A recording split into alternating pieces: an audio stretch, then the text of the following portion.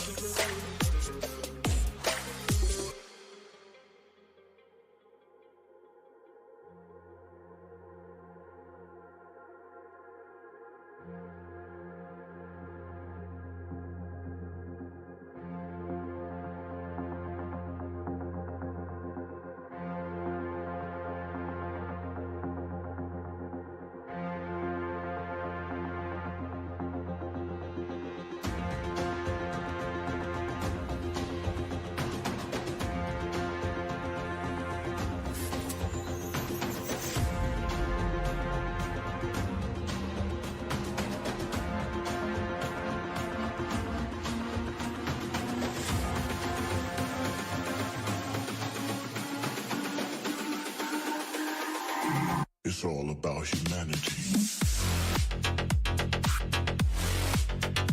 About humanity.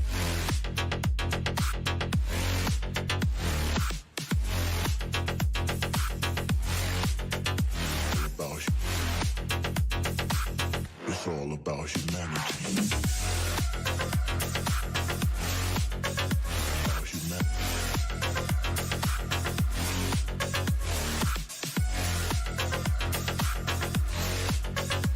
About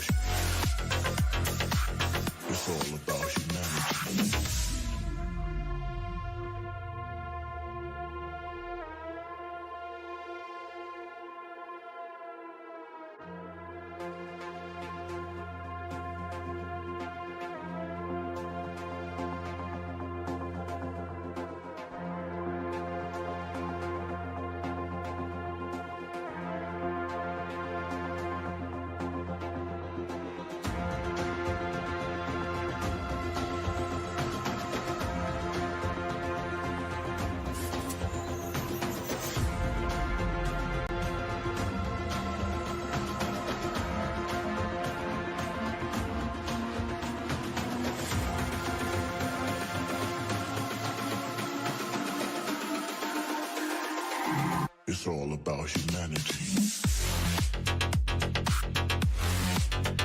About humanity.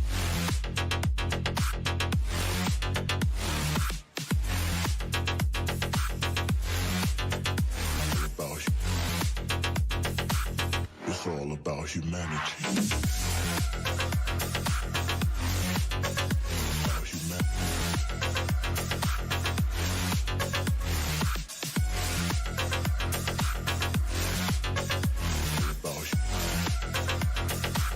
It's all about humanity.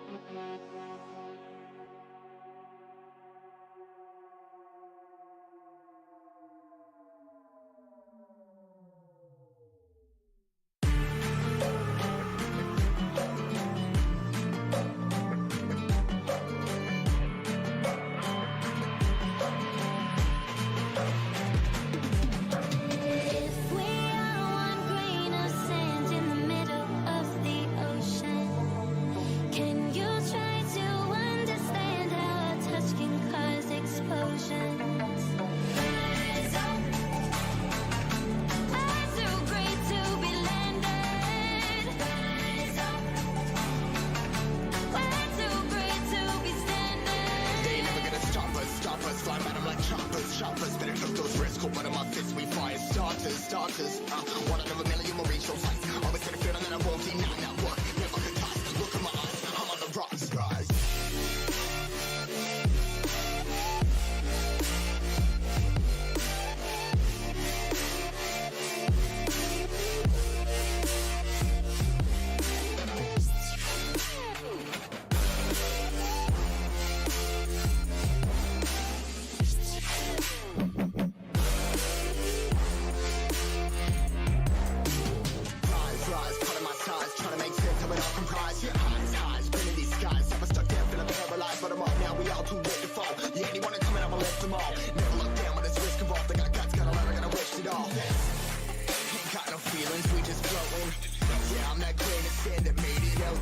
motion. A couple milli now, I'm causing a commotion. I've been coasting, hear my name around the world like an explosion. So rise up,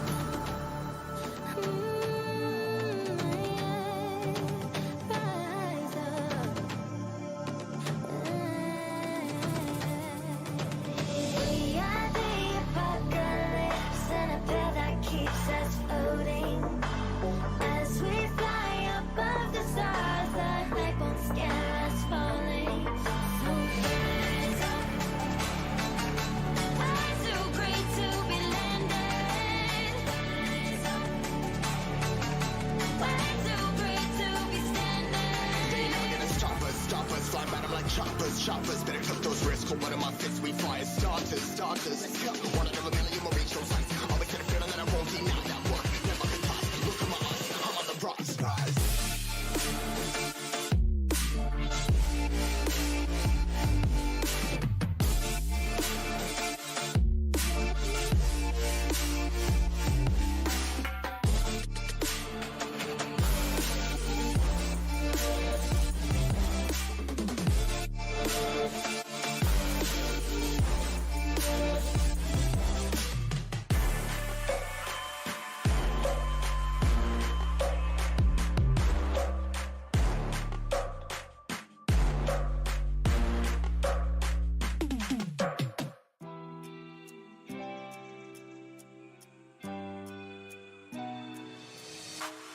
Try your luck and take a chance. Live for the risks in this moment. Take my hand and break my heart.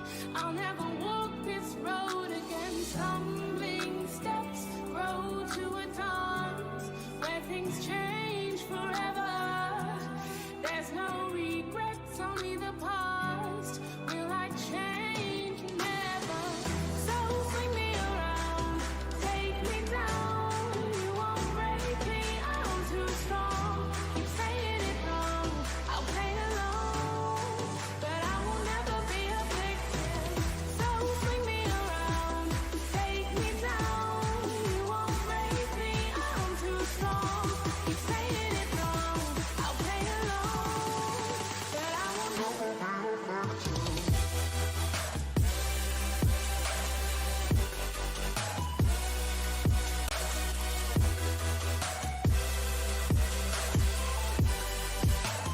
Never be a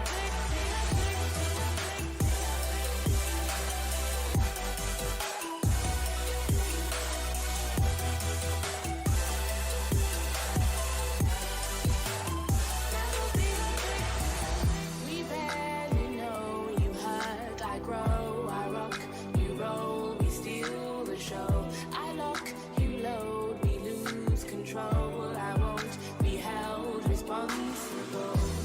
Run to the hills, leave love behind. Let's lose all concepts of time. I'll take yours and make it mine. Loving me, myself, and I. So swing me around, take me down. You won't break me, I'm too strong. Keep saying it wrong, I'll play along, but I will never be a victim. So swing me around, take me down. You won't break me, I'm too strong.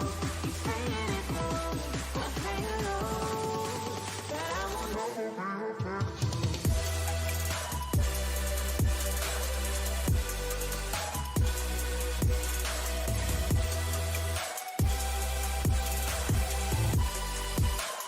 Never be a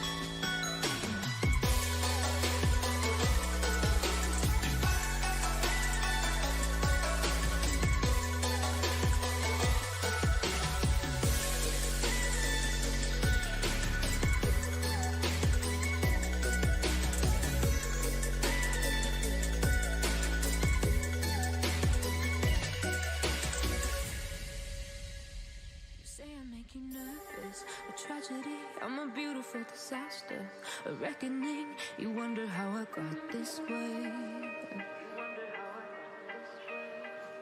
You think I'm someone to be saved, someone to clean up and tame. Oh, some things never change, never change. Oh. You think I would look pretty on your arm once you cover up my bruises and battle scars, but it always ends the same. Can't bear the things I've had to face. Got you crying on your knees in pain. Oh, some things never change, never change. Oh, you'll break your back to make me feel again.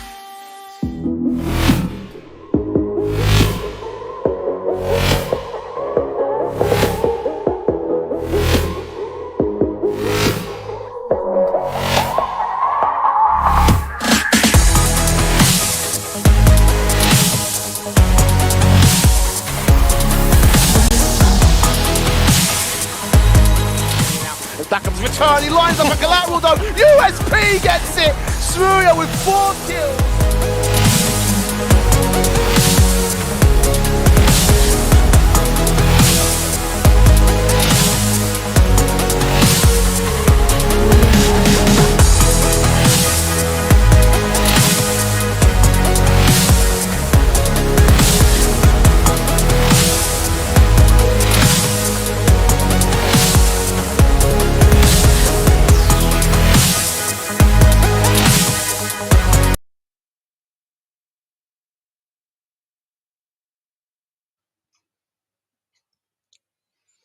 Hello and welcome back again to this Moontime CSGO tournament happening at Golden Hall.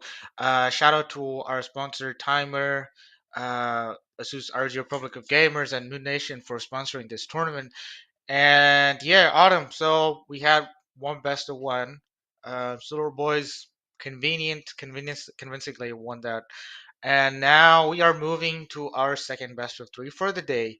So I believe you're gonna see some well-known names, which are we gonna be seeing in one of the teams.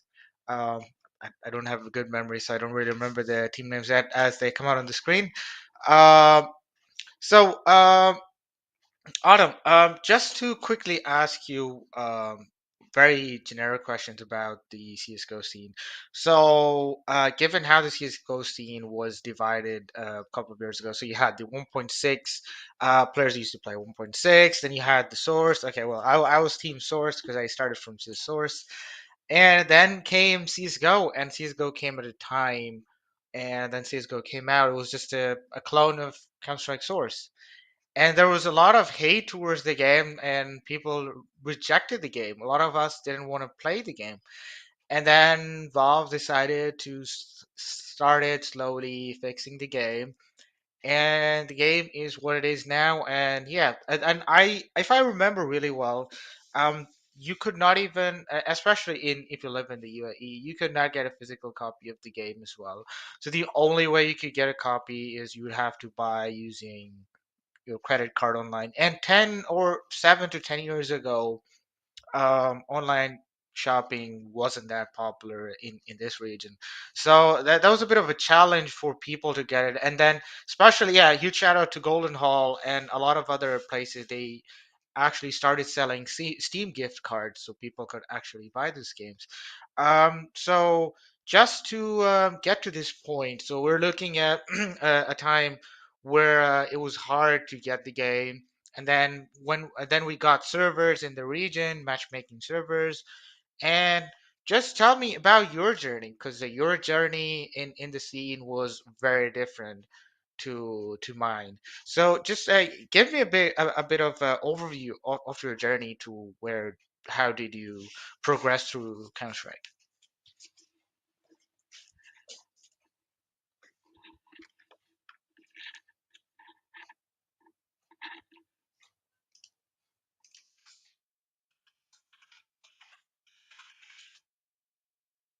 I believe we are having some technical issues, so please bear with me, Autumn.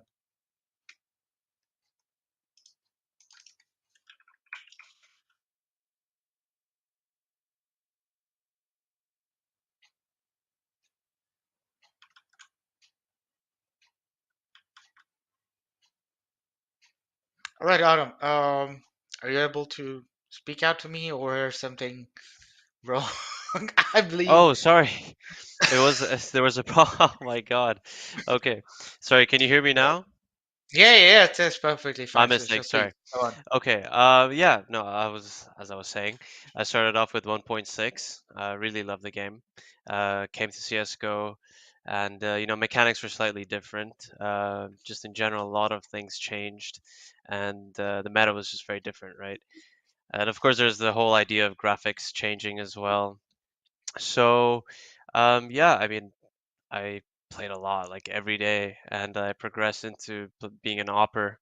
And now, in this game that's about to happen, I know a lot of the names here, all very good players, and they've been together as a team for quite some time as well, and some really ridiculous aimers on the team. So it'll definitely be a good one. You know, hopefully it's not too one-sided or anything, but yeah, it'll definitely be entertaining. We'll definitely see some really good shots, good rounds. Might be a little bit puggy in the start, just for both teams to get a feel of it. But hopefully it's a good one, it's an entertaining one. Yeah, and just one more thing, I want to highlight. Given how the region has changed, so I'll just give some background about how CS:GO tournaments started. We used to have a bunch of lands, and it was very limited. We had two teams dominating back then. There was Risky and RVN. Those are the top teams, and then there was this disconnection between the Gulf region and the MENA region, and there was very little interaction between those teams because of latency issues and vice versa. But overall, and furthermore, when things have progressed and things got better in the region, the industry bloomed. Orgs starting to show up, people started to show interest, and so I'm really happy I was a part of this ecosystem for the last decade. And I really want to point out one thing is the Faceit hub we have for this region now. Um, yeah, Talk. Shout out to you, man. If you're watching this, you shout out to you. You guys did an amazing job creating a platforms for players, for upcoming talent to get to the point where they can actually compete at a higher level. Because there was this limitation, we didn't have a puck system. Those server systems didn't last for long because if you set up a server somewhere, there's limitations. Um, Hardware limitations, network limitations. But when you are affiliated with something like Faceit, it becomes very easy for players, for good players to show up. Like one player in particular, like Taike, if I got the name right. Yeah, So this right. guy showed up. Yeah, he started up from MESL, and right now he's one of the top aimers, if I'm not wrong, playing really well. I've seen him play a bit of Valorant as well, and I've also, if I'm not wrong, he was also playing the RMR qualifiers last weekend for the CS:GO. So there's really positive things about CS:GO in the region in the last decade, and I am so happy to see things move in the right direction. How sometimes how people discourage this region, how disregarded this region was in a lot of things. So I'm really happy, and especially thanks again, shout out to Golden Hall, and um, they've been here for a very long time, and they've been doing good LAN tournaments as well. I haven't been to Golden Hall in a very long time, but the last time I was there was a huge Counter Strike 1.6 tournament. They had a bunch of categories for their tournament. I was pretty young back then. I think we're going back 5 or 6, maybe 6 or 7 years ago, and the progression these LAN or game zones had over the time is also so heartwarming to see, so wholesome. To these small places transform, as a hub for good players to, shine and show their talent. So yeah, I've just got nothing but to say good things. There's no room for negativity in my life. We talk about esports, it's always positivity. And a huge shout out again to all our sponsor, Moon Nation. Republic of Gamers and Timer for petting this amazing LAN event. We all missed LAN events, and I'm so happy to have some LAN tournaments back. And yeah, that crispy headshots on LAN, nothing is more satisfying to hit those shots on LAN rather than hit them with 50 or 20 ping on the internet. So yeah, Mm. let's. I think we're almost ready to start the game, so we'll just quickly go over the bad maps. So the bad maps are Vertigo, Ancient, Overpass, and Nuke. Again, Vertigo being banned, Ancient being banned, and Nuke as well as being banned. I did see a lot of teams in the Middle East play a lot of Vertigo, but Vertigo is the first ban. Now that's a surprise for me. Ancient, I haven't seen a lot of people play it, so I do understand it's a fairly new map for a lot of teams to pick out. And then we got Overpass and Nuke. Nuke seems to be like the least favorite map. I don't know in CSGO, but I did love the 1.6 and Source version. The first map is gonna be Inferno.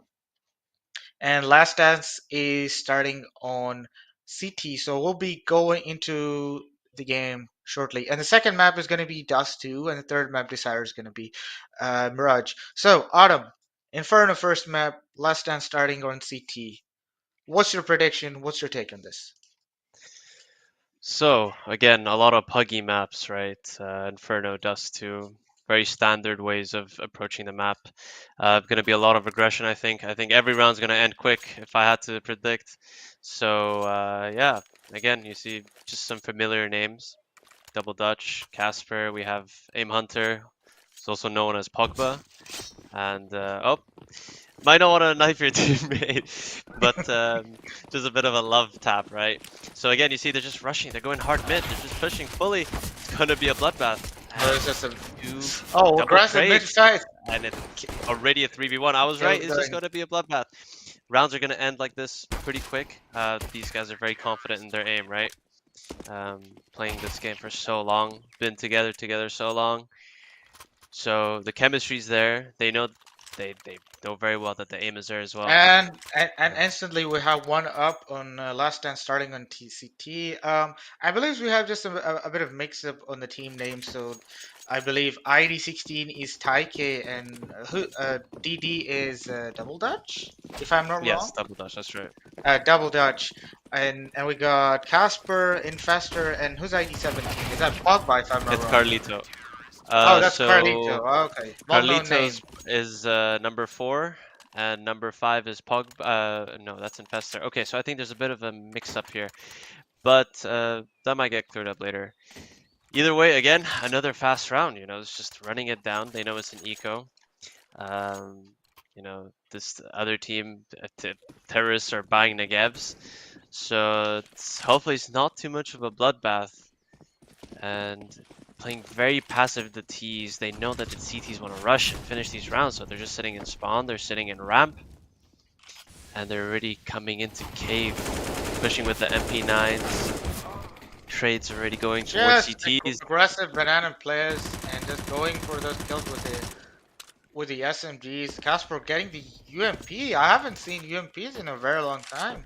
It's good to see someone bring out the UMP. And so we got Headhunter all by himself with the Negev. I don't know what caused him to buy the Negev. So another fast round, and now we're already Last Dance already 3 up. Yeah, I think this is going to be the plan for the rest of the game, no matter the economic situation, right? They're just going to go down, take the aim duels, even if they lose 2, 3, they know that they can close out the round. So yeah, this is going to be very, very difficult for Fordag. You know, probably get some kills here, get the confidence going. Up, and there it is again, just rushing down mid, going second mid this time. Yeah, They're just not really mid-rush. opting for the mid. They're going second mid here instead, changing it up just a little bit. And Casper's already Ooh, in well, second mid actually, deep. that's a very smart flash by Casper into kitchen to clear out that angle. Very smart play. Headhunter with the negative. Casper Oh, goes down he and gets he two. gets 2. That's incredible. I don't think it changes anything here, right? T's are stuck. I mean, there's not much to do here. Just go around, take a look around apps, go to the kitchen, cook something up. But I mean, CTs have every angle covered pretty much, and somehow it's a 2v2. Boy better know Oh, gets double dutch. one. Yeah, I think they know where the last guy is, though. They're hunting him down, pushing in, up, and there it is. Comes close, 40 HP on double dutch, but at the end of the day, it's still a 1v1, and it goes towards last stands. 4-0, I think we've only been playing for about 3 minutes, and last stand's trying to This is speedrun this game. yeah. They definitely want to do the speedrun challenge, for sure. I still don't get it. Why did Hunter is still buying the negative when you could opt for the AK wood for 1,200? Yeah, I think maybe he's been putting in practice with the gun. Maybe he's got the spray control down or something. But oh no, beautiful flash by Casper. As I said, you Oh, know, these huge guys, buff they have flash. chemistry, right? They know what they're doing. They know their positions. Headhunter just going for some kills, custom KD. Okay. Yeah, do it for the stats. Yeah. Negev, no problem. Still getting kills. Casper going for the Zeus kill. Can you do it? Oh, the wallbang so close. Oh my god, that is insult And to Casper injury. with the That is Zeus painful. kill. That's no respect That is given to Fordak rushing in, getting yeah, those picks. that's punishment. That's punishment for using the Negev. And he's going to the But scout now, there's no one longer. thing good, I mean, Fordak can do right now is trying to get ready, get that, you know, if you're getting outmatched from a good team, you might want to get that confidence going for the rest of your tournament. Like your tournament does not end with one game, right? So you can get that confidence up, get that skill. Yeah, that's what I'm talking about. Savio Silva gets 2 kills on Casper and Carlito. Oh no. So It's slipping a little bit. yeah, it's a Some bit good slippery. So damage again, here. it's you know when you're the amateur team, you got that element of surprise. You could surprise the opponent with plays. Um, you know your team does not anticipate at all. But again, ops being in play, 2 ops, and boy better know with the scout. And Infestor with the perfect timing, getting him off guard. So 6-0 already on the score. Yeah, this one is Very fast. this is a tough one. Yeah, I mean, as I said, you know, it's pretty predictable. They know who they're up against, right? They're very confident in their own aim, and these guys are just gamers, right? They just play and play, and they're good. They're very good at it. So again, I mean, at some point, Fordag has to be ready for this, right? They're just pushing down mid, and there you go. Burning Soul tries to counter the push, and he still keeps going. Gets spotted and still keeps going, and there it is. It's finally the opening first kill, and there's 2 first bloods for the T side. Thing is, can they capitalize? Can they get on a site? They're stuck That's rushing in them their down with the spawn. Mac 10s. He gets 2. Casper gets 1. Savio Silva gets 1. And now Casper's down all on his own. But they don't know where Casper Yeah, is. Mac he 7 has good is looking position. at the bomb. But where is Casper? Mac 7 needs to Right look above him. right behind him. He's just I think sneaking Casper's right trying to play the behind him. trigger Casper discipline. did hear him, but Casper wants to get them both. Yeah, he's right above him. 2 Well bursts said. with 1 stone. Casper Oh jumps down, no! but Max 7 survives. Oh my god. How I like did the play Casper though. not I get do like that? the play. He's trying to do the trigger discipline and trying to see where the other guy is. I mean, the bomb was stuck in second mid, so the second guy was just nowhere to be found, and it's just unlucky for Casper. Now the thing is, they were 6-0 up, but they have no money because they always they seem to get traded whenever they do these pushes. So they can't really afford too much, and Casper goes down Burning Soul to gets Burning Soul 1. once again. Yeah, he's doing pretty good from this ramp position. He's holding off the pushes quite well, suppressing it quite well.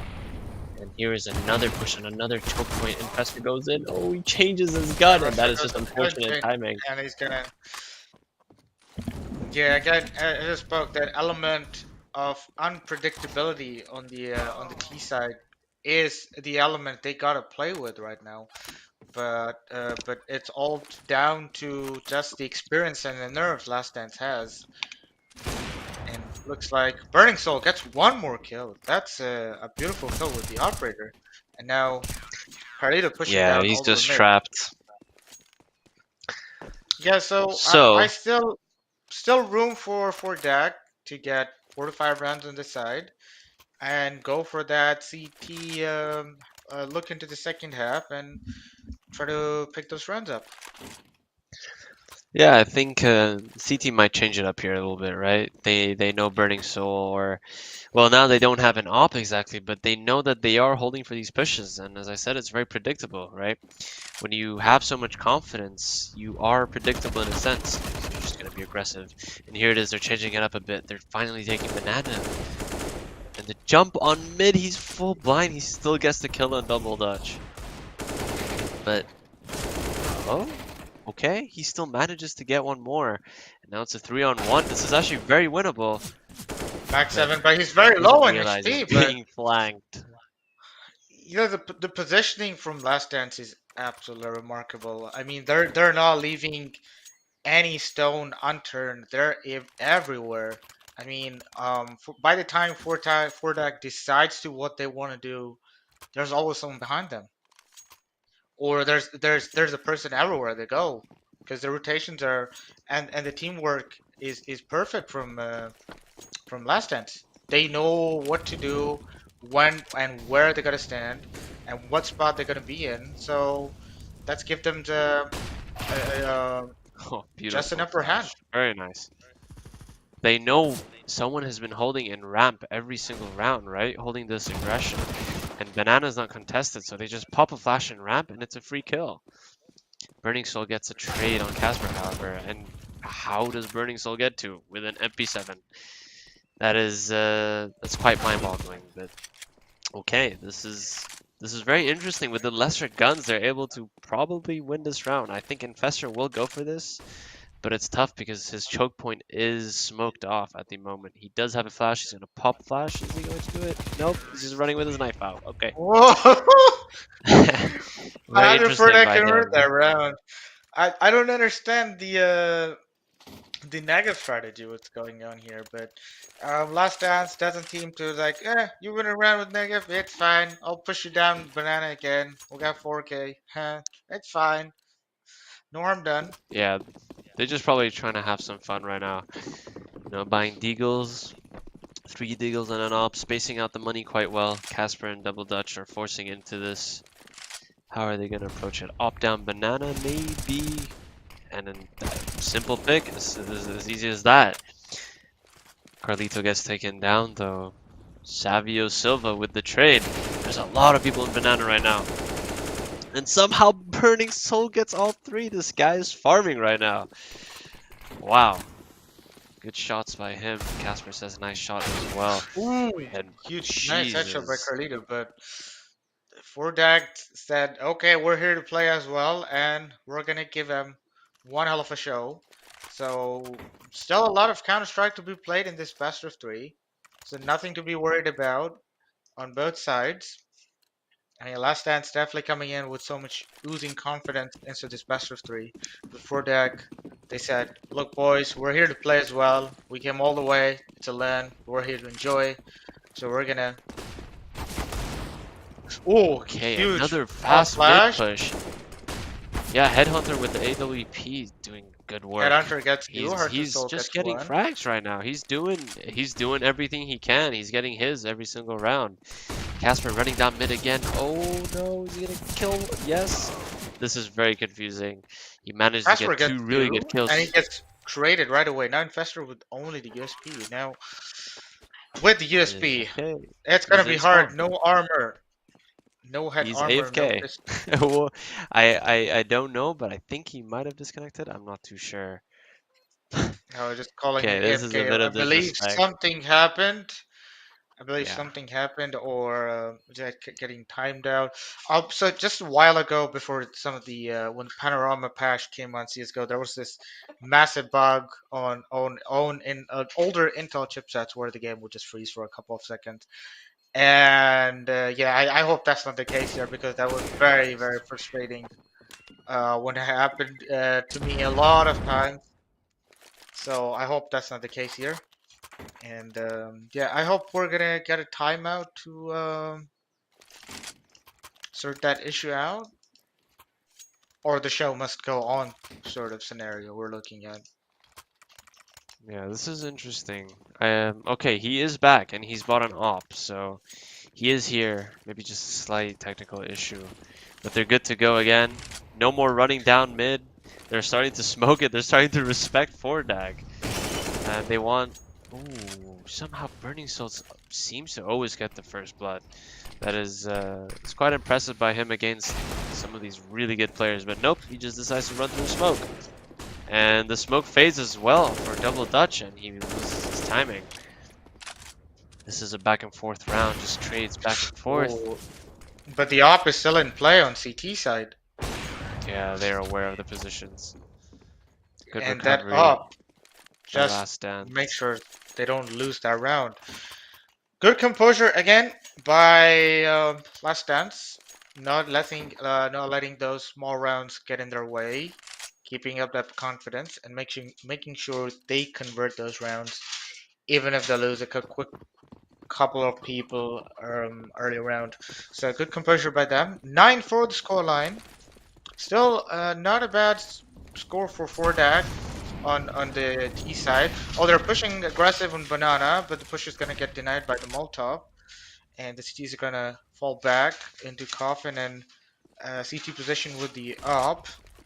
And now it's down to the CT. Oh, you don't peek that angle, you pre-fire that angle, and faster gets big. Yeah, And then it's Dustin's just crazy. He's going up. He's trying to Warzone TK over. his Banana, teammate for He stealing get his teammate. kills. Well, that's It's all good. They have enough money. Rebuy up here. It was a good effort by Tees. You know, they try to change it up, not respect the enemy so much. Just running up Banana, go for a quick rush. They know that Last Dance has been taking a lot of control.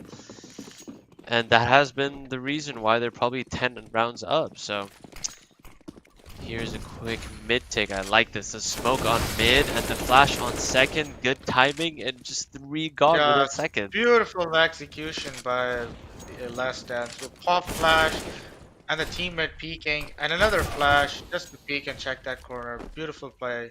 Double dutch, making no mistake. And that's a quick 11 for half.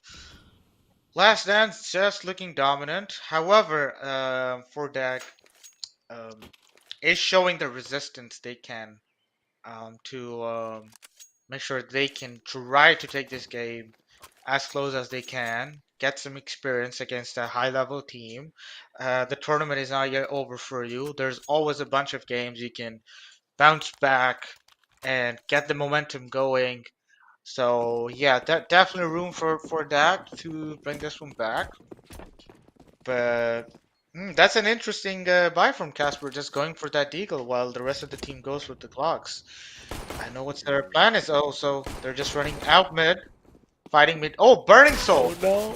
I guess this is kill on This double guy. dutch.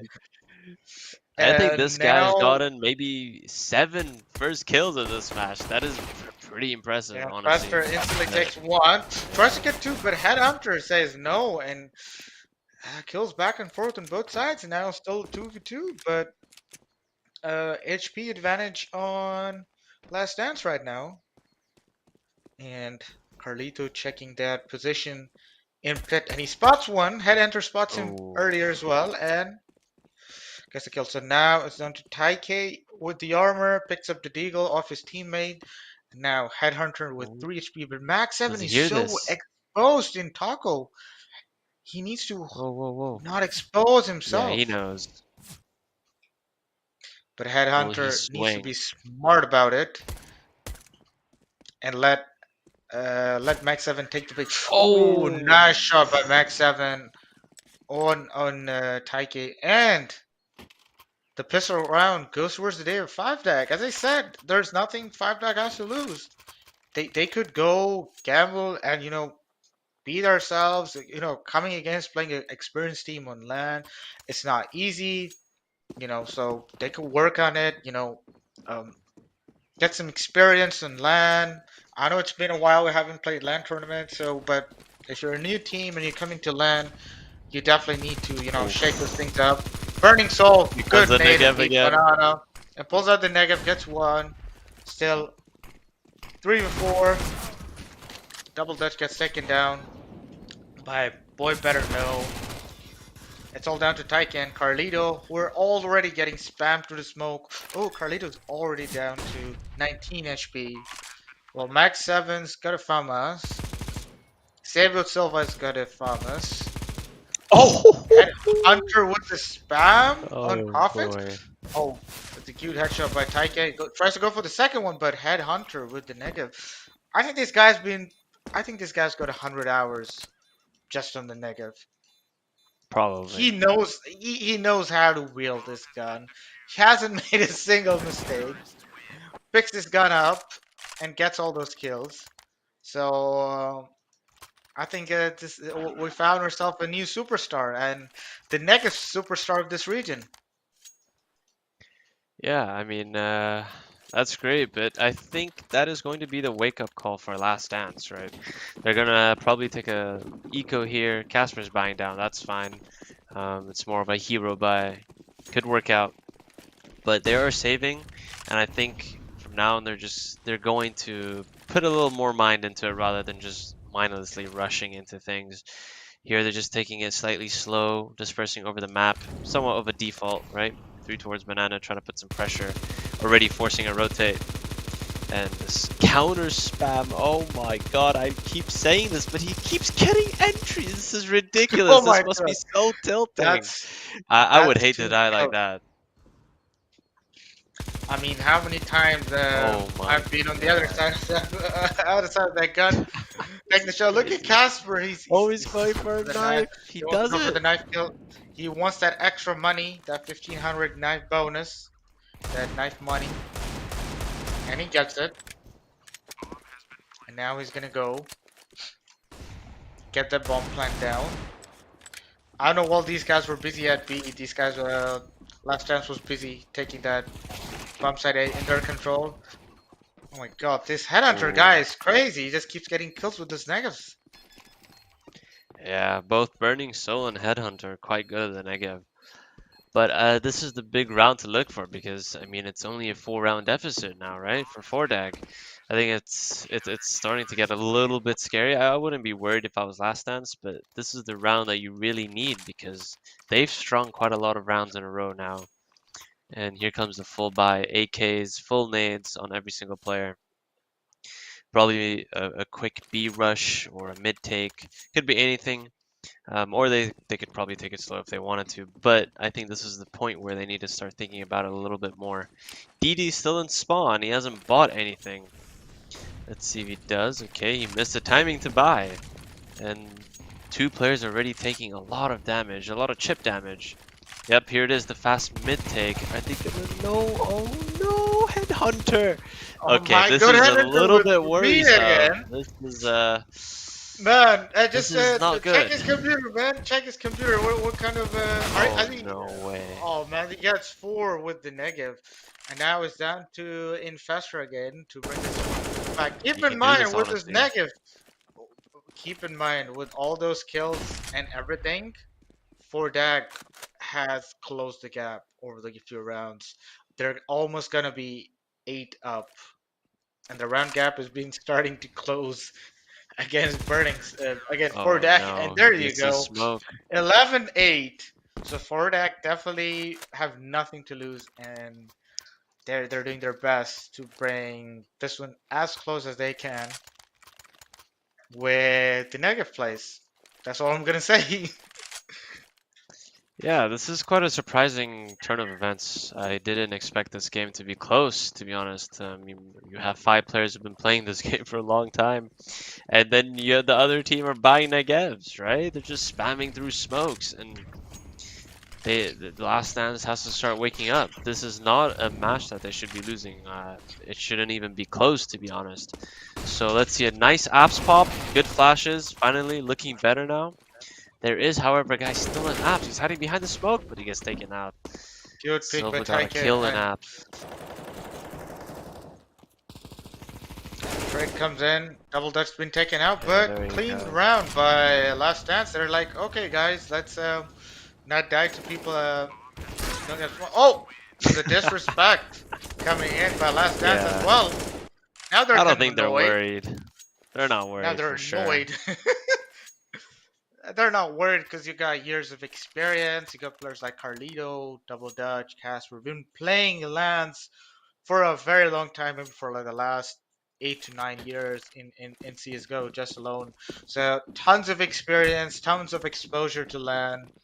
And I recall right before when the pandemic hit, there was this culture in UAE where going to lands and playing 10 man was a really popular thing, and it was also really fun to play and really fun to be a part of as well.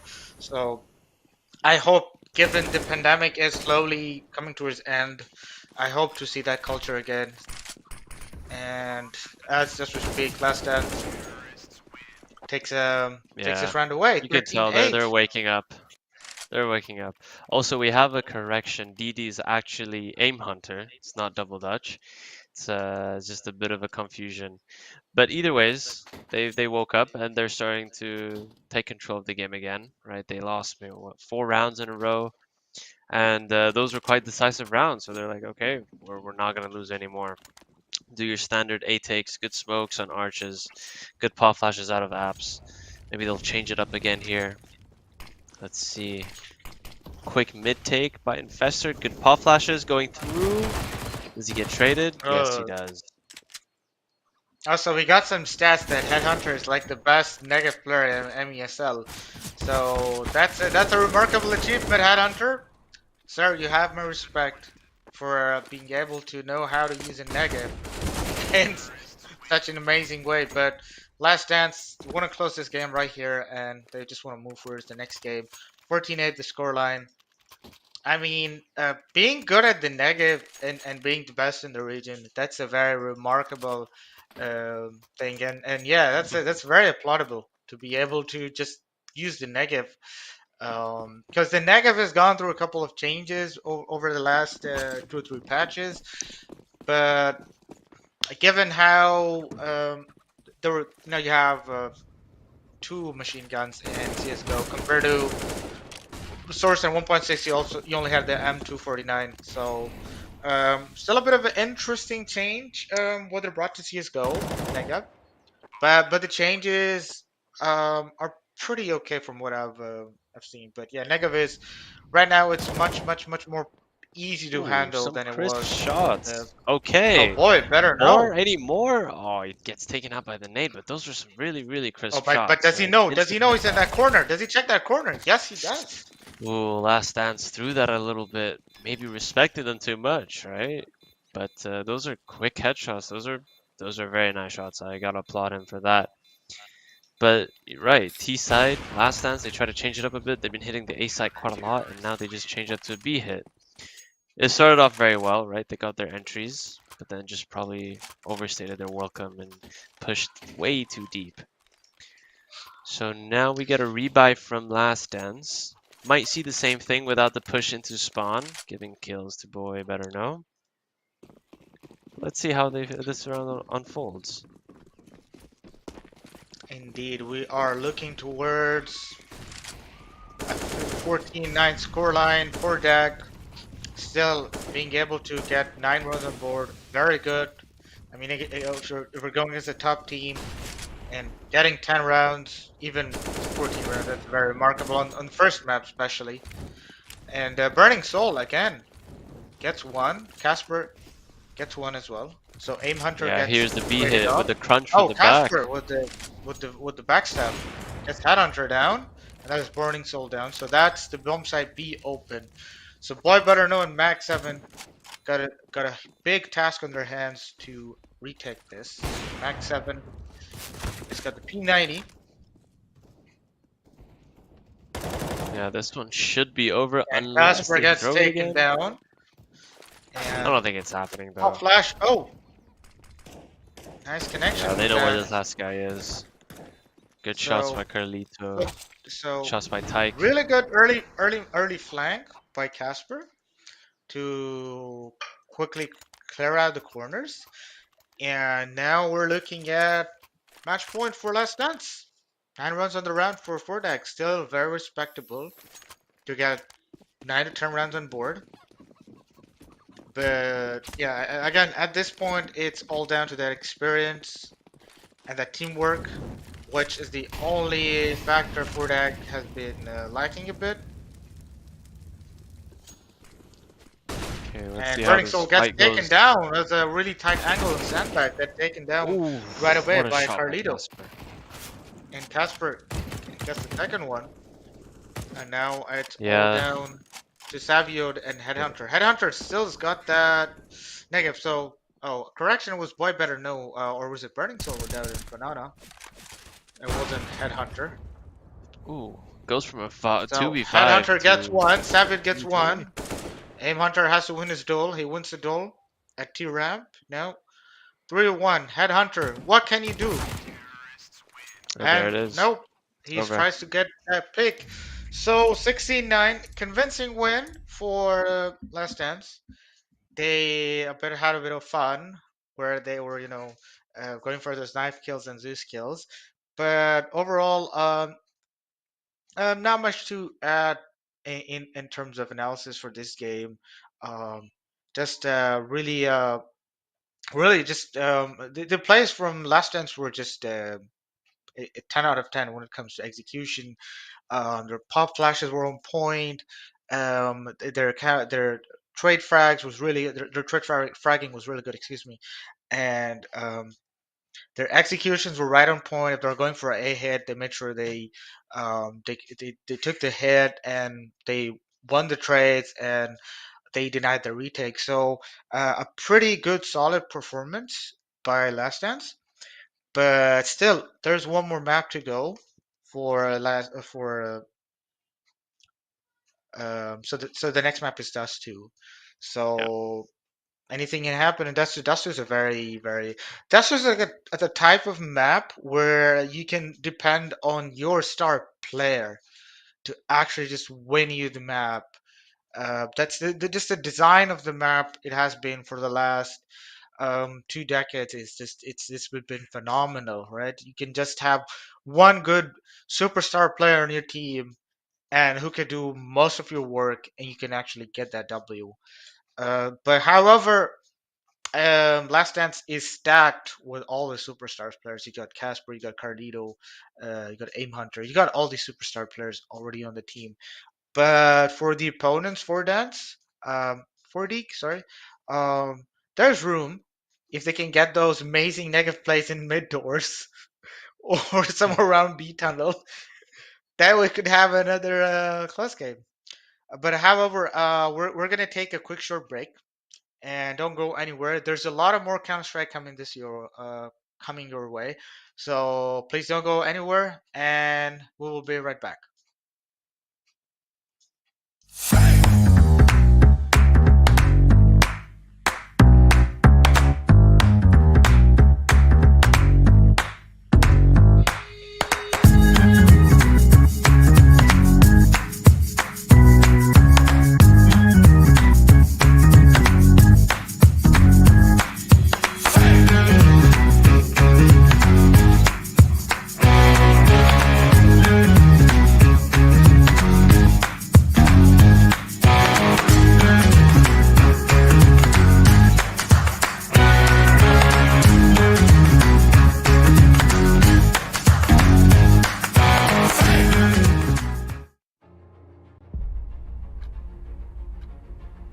My child, I tell you, in life, don't worry about the past. Don't worry about the future. Don't worry about growing up. Don't worry about failure. Work with such enjoyment that you don't notice the time passing. If you want something in life, be prepared to work for it. If you want to play the game, learn to play it right. So when you look back in life, you can say to yourself, this I saw, this I experienced, this I know to be true. Dream big, keep your imagination going, and aim high. You may not reach the top, but you'll get further than if you didn't try at all. Be true to yourself. and listen to your instinct. When you're about to give up, remember why you started and try again. You only fail when you stop trying. Be fully awake to everything about you, and the more you learn, the more you can appreciate the beauty of life.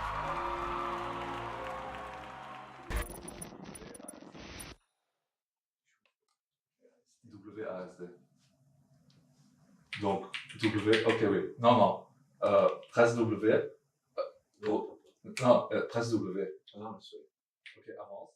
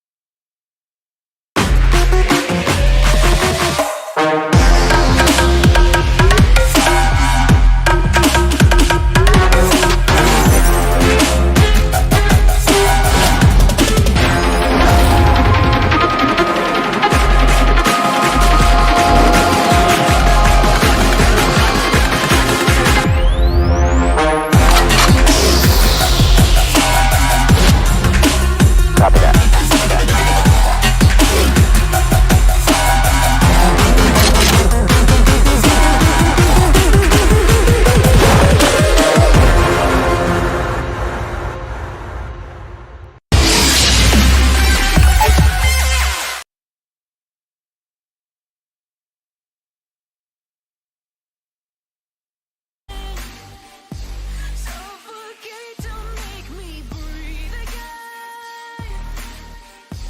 Lose your mind from endless pain.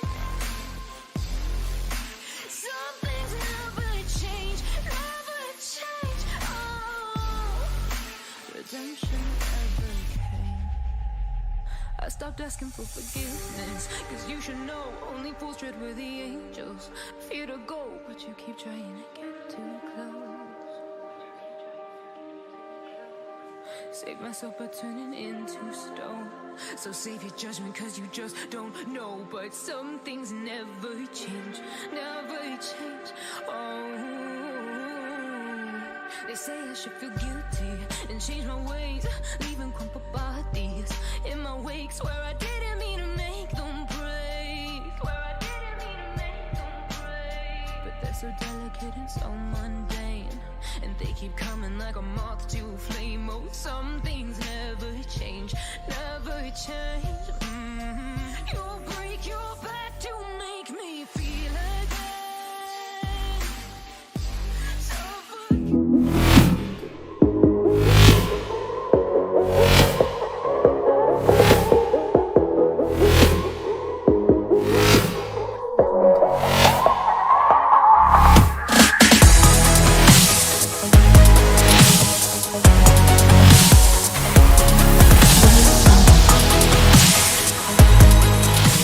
Dackham's return, he lines up a collateral though. USP gets it. Surya with 4 kills.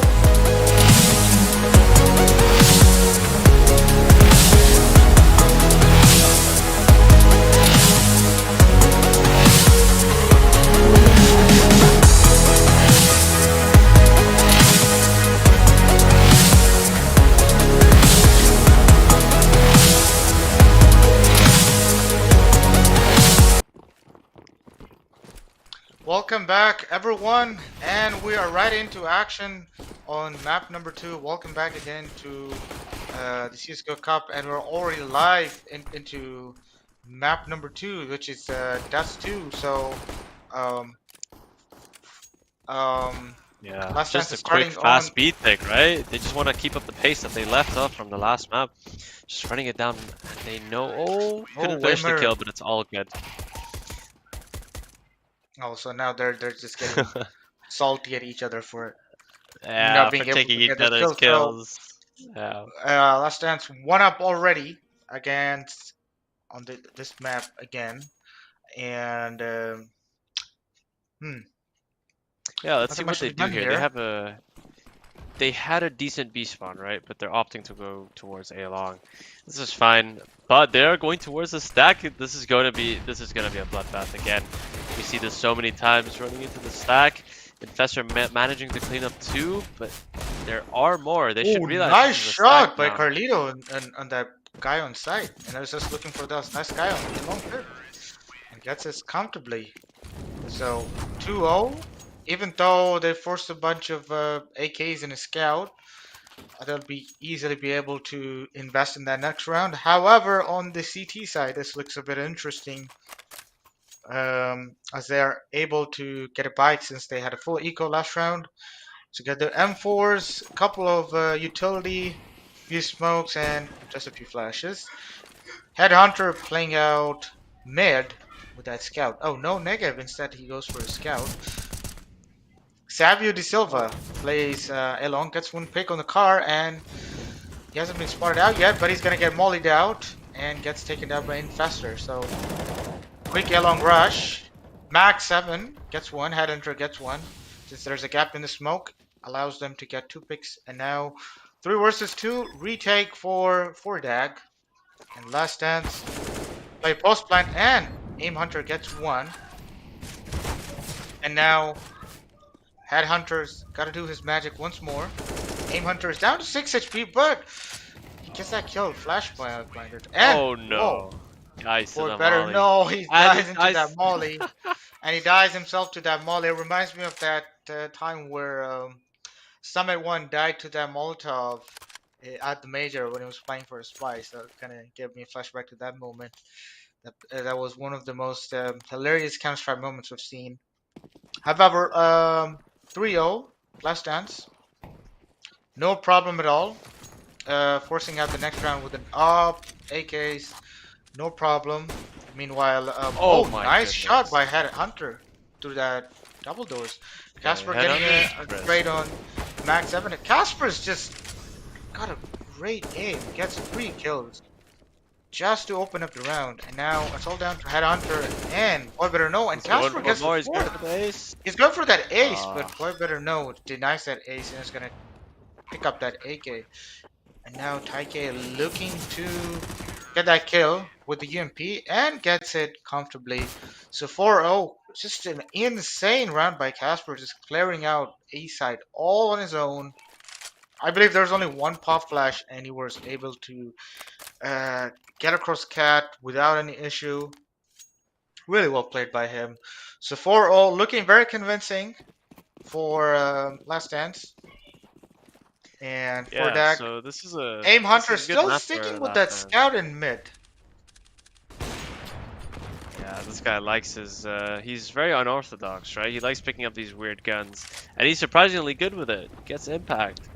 So standard long take mollying car. Oh, fails the molly, but Good it's all job. good. Burning Soul gets one. Good crossfire. Respectable, very respectable. Good crossfire play on A long by Fordak. That's a good play. Very good play on that crossfire. I love to see good plays at A long. Since the start of CSGO, it was like some good power flash, good pick. It's always really good to watch. And Burning Soul again, good 3 impact frags onto A long, and first round for Fordak to get on board. 4-1 still allows Fordak to build their economy, and Last Stand still got a lot of money in their bank. No, not a lot of money. They're opting for some deagles, full armor. So they're going for sort of a forced buy situation. Meanwhile, for investment coming out from Fordak though. Casper, Oof. oh my god, just Okay, runs out mid. Casper's feeling himself. So okay. And there it goes for the other one. Can he get the second Going on one? here? Again, gets the second one. Why Better Know is down. Ooh. Infestor, wow, gets that kill on A long. This is just a massacre for that right now. Just as they were trying to build that economy, Casper says no money for you. Comes in, out mid, gets 2 quick frags, and clears out bomb side B, giving a massive team player advantage to the team. So 5-1 for Last Dance. Fordag Yeah, again in a bad spot again. but still got some money. Being able to, again, they're going for a force sort of again as well for spy. One deagle, one scout, and a bunch of M4s. Meanwhile, there's no upgrade from Taike. Is gonna keep that deagle. And looks Yeah, like it's here gonna comes be a the B rush. be hard This is push. you love If to boy, see it. you Let's see how it better know, goes. can cut them. He gets Oh 3 my kills. god.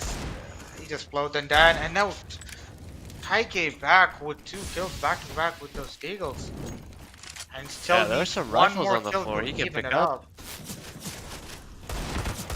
And there's got one Oh guy. my Oh, Taike goodness. was the Still third one on going Max for it. 7. Now it's a 3-2. Now it's a trade. Now the retake has to be done by the CTs, but no, Aim Hunter gets 1, and the other one is Headhunter is just gonna back off. If these two just peaked at the right time, they could have gotten that retake, but I believe there's some issue and something happened. But boy, better know, clean, crispy 3K holding car and bump side B, very good positioning, and being able to capitalize on that. Good play by him, but unfortunately they couldn't convert the 2v2 retake. Great play by Taike. Yeah, a good recovery by them, honestly. That was a very decent spray control 3K, right? And here comes Savio De Silva, only managing to get 1 from that position. It is a one and done position. And normally you have a flash setting you up, but Oh, Max 7 full flash, get that kills on Casper. And here comes Headhunter. What he does best with the negatives.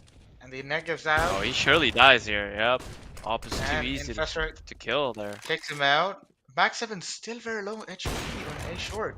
But he's gonna get killed by Boy better know! Out of nowhere gets those 2 kills.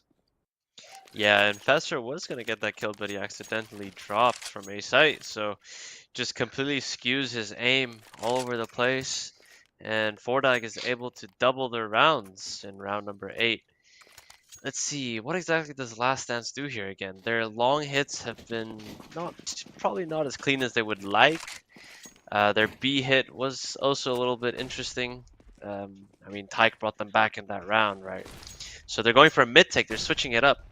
A lot of variation here in their rushes, but We got rushing Xavier is De the name of Silva the with game. the negative this time. He gets 1 with the negative. And there's Just gonna negative be a speed connoisseurs. push.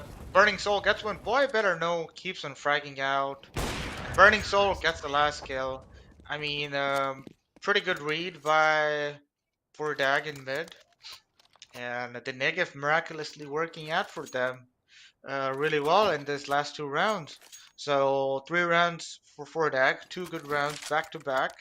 Now all they gotta do is just build on that momentum, keep going with that momentum, keep moving forward. Meanwhile, Last Dance, they don't seem to be worried about it. The broken economy, they're just gonna run out with Deagles, Casper with the Deagle, or they're gonna have Taike running out mid with the Deagle as well. So a change of pace coming in from Last Dance is trying to hold them off, but Max 7 with the P90 peak Yeah, and this Burning is Soul with that interesting. mid shot, but unable to get a pick. Savio De Silva gets 1. So now it's a 3v4 and a really good headshot by Taike and B window and looking for more. Oh, We'll get 1 more. Goes for 1, gets 3 now. a And little bit now too aggressive there. that's very aggressive, but gets rewarded in the end. Now it's all down to Max 7, who's coming all the way from B tunnels. He's gonna be slowed down by that Molotov. Casper's gonna try to get him killed, but unfortunately doesn't win the duel because he was very low HP. But do drops Max 7 on very low HP, to 31 HP, but he's gonna try saving the utility and the kit into the next round. Yeah, he's playing for the long con here, right? Their money's okay. They can definitely rebuy if he saves this gun. They can probably even get an op next round. Try to stop the push a little bit. Last Dance have been rushing pretty much every So single Max round. 7 Just tries switching to it up. deny it, and he gets both of those kills. Good economy damage Yeah, by get 2 Fordak. kills. Okay, so the Headhunter does not opt for the op.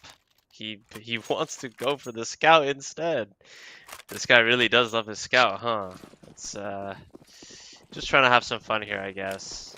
Trying to hit some nice shots, get some good clips in. Maybe watch back the VOD. So, a long stack from the T's. They're not stopping. It's all gas, no brakes. Casper's the first one to be taken down by Savio. Smoke for Good short aim. to Trigger stop the discipline by push. him. Oh, gets one more. Gets two. Okay. Gets three. Gets four. Oh Looking for my the ace, goodness. but gold A-long hold by himself. Heike replying back with 2 kills. Now it's all down to him. But boy better know, gets the last one. But Savio, really good hold in A-long. Held his nerve. Good trigger discipline. Gets 4 frags from that A side. Very good play. Respectable play. Very good. And now gives some more rounds to work for Dag on this half as we move towards the end of the first half. So 4-7. Maybe Fordak wants to go for a 8-7 scoreline on the first half and then try to work around with it on the second side. Yeah, this is a bit of a change of pace, right? It was pretty much all Casper fast running rounds, out now they're mid. slowing it down. Instant 2 frags coming in, and Aim Hunter gets 1, Infestor gets 2, so now it's turning around quickly. And now Savvy also gets taken out. It's all down to Max 7. Tries to get that 1 kill with the P90. And now he has to find 2 more players who's both got M4s, but unfortunately will not be able to. So 4-8 the scoreline now.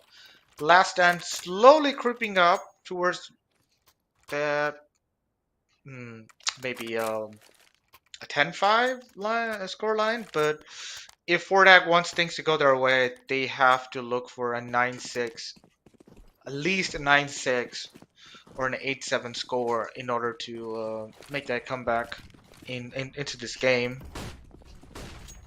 Yeah, so it's another fast long take here. They seem to be finding quite good success here. And they already open up on Savio de Silva, the guy that shut them down the last time they hit long. There's no 4K available this time.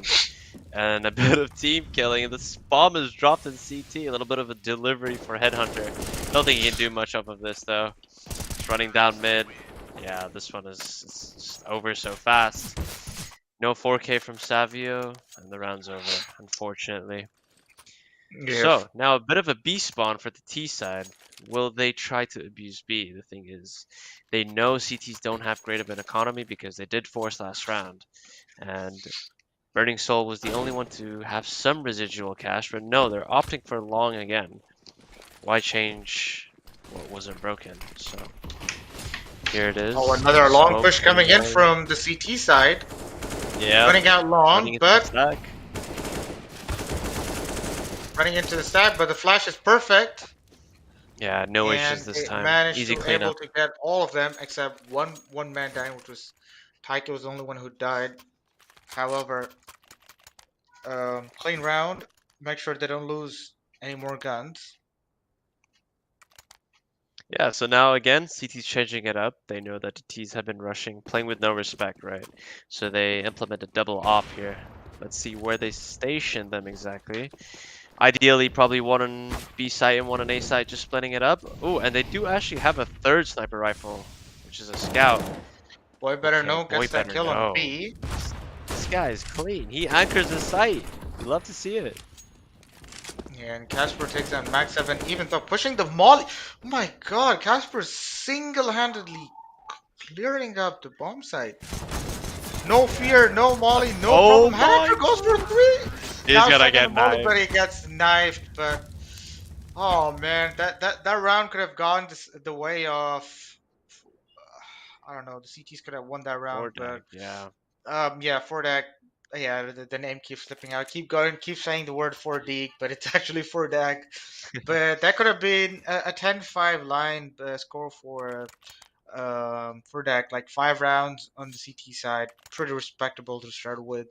But 4-11, not that bad either. 4 rounds. If they get a pistol round, get the momentum going, get those battle rounds going, we can definitely have a third map on the way. But if you ask me, it's gonna be looking less likely how the way Last Dance is been playing, how their individual I mean, players have been. yeah, this has been a very puggy map, right? It's just people rushing left and right. So it could favor the T's.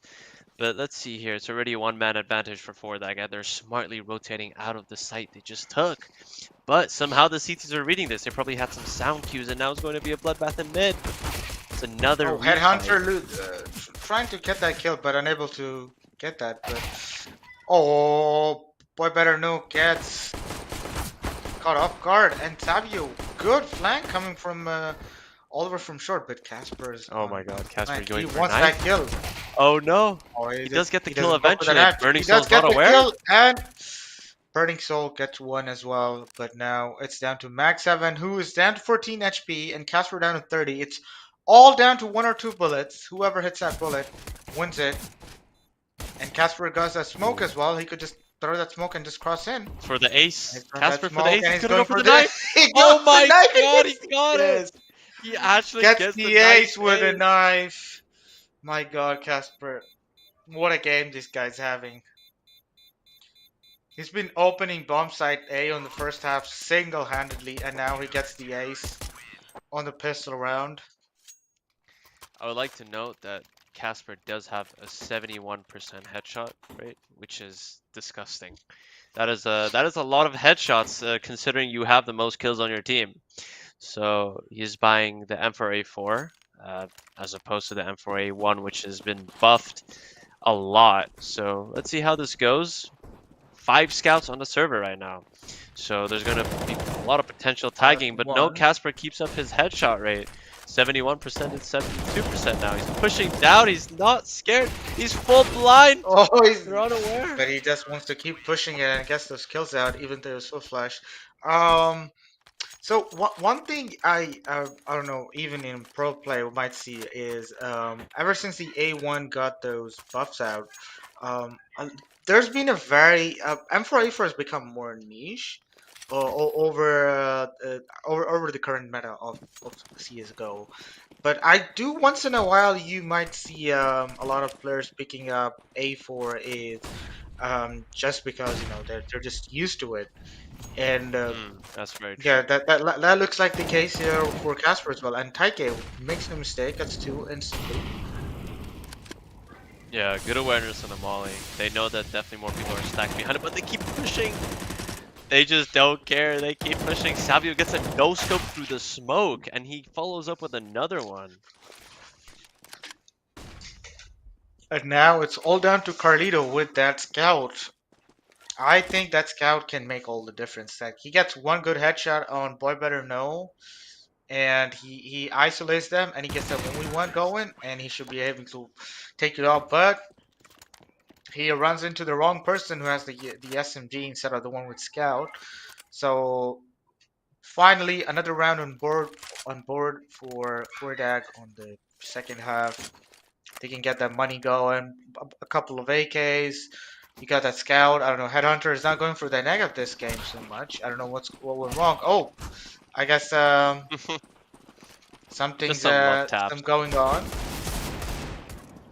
Casper going Bit for of that body kill blocking. out mid. Oh, it's a B rush. We don't And even they're care just gonna about mid. push. Taike going for that pick. Investor gets taken down. And probably that he's probably yelling at his teammate or having fun with them, like, "Hey, why did he hit me right out of spawn?" Headhunter is a really good positioning right now. He could get Casper off guard, and he does. Why is he in T spawn? Hello, the bombs have planted. Anyways, so retake's coming Or in. better being know. Shut down. It's one. Yeah, this guy's clean. This guy's pretty clean with it. Not gonna lie. And another round for Fordag. But a lot of mistakes done by Last Dance that they were fighting each other in spawn with that damage, with that friendly fire. So Yeah. if there was no friendly fire, maybe we're looking at a different scenario. But from what it looks like, Last Dance pretty comfortable in the game so far. For that, not making that impact they were in the last map. But Yeah, just a winning some general duels in push down mid, right now.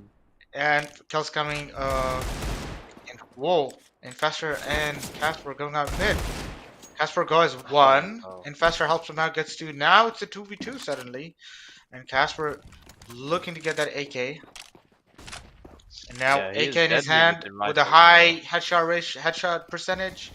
He's a screwy player. So now Go on, get those he's really gonna headshots. creep on. He's gonna look for that kill, Oh, and he gets it it. is a And he's headshot. very low in HP. He does look for that headshot. And now it's all down to Headhunter. He's down into 1v1. Goes for the reload. Those tags. Down to low. It's This is all down to close. one shot of the scout. Oh, But Infestor comes on top. And now he's looking for that AK. And he picks up the AK and gets the defuse. yeah, good overall round, you know. Standard mid push. It is an eco. Probably forfeited too many bodies in mid. Bit of whiffs from 4dag, but it's all good. Oh, this. Okay. Oh, and That's it Infestor, going. the fat finger. That's what happened, I guess. And he accidentally lifted his finger, or maybe his friend tickled him. And yeah, that's the thing I miss the most about LAN, tickling each other, having everyone sit next to each other, being able to compliment your teammate whenever you make a good play, or when there's something goes wrong. It's easy to work it around if you're not on, if you're playing at LAN, if you're playing online, it can get really, really, really tricky. That's why they say Counter-Strike is like the king of FPS, and especially on LAN, it's like the best game to play. Yeah, And Carlito Carlito gets, recovers an AK. but I he's don't very think it low in matters too HP. much. Oh, Casper. He's got a aimbot right now. That was a very clean trick. He has an op, but he's opting to use the deagle. Where does he go with it? Flash Or maybe he doesn't know he picked up the AWP. Maybe not. Trey's Good coming in trades. both ways. 1v1. It's down to 1v1. Casper knows he's there. He's not moving. And Oh. Casper does not fall for that bait, that pistol bait. Yeah, nice try by And Silva. Did what he could. Casper is having a very good game so far. How many kills does he have? Like, has he dropped to 30? 29. Okay, yet? 29 Oh, kills. he's just one away from 30. And the highest kills on the T side is Savio De Silva with 20. Meanwhile, Casper is almost hitting 30, and Tyke right behind him with 21. And Yeah, my Carlito boy only on 6 Carly's kills. sleeping. He's sleeping. He's taking a little Or nap maybe right now. he's just getting he's just feeling the land right now. He's just Yeah, he's just warming up to the soaking it the all in. environment. It's been a while. We played on land as a team. Just soaking that all in. Casper, Deagle And again. there's Casper again. Okay, yeah, Really he's good with feeling the it now. Eagle. Really good with the AK. And then Tyke pushing out along. Oh, going for He's trying that to jump shot. peek, but it doesn't work out. Because the jump accuracy is not the same as in other games like Valorant.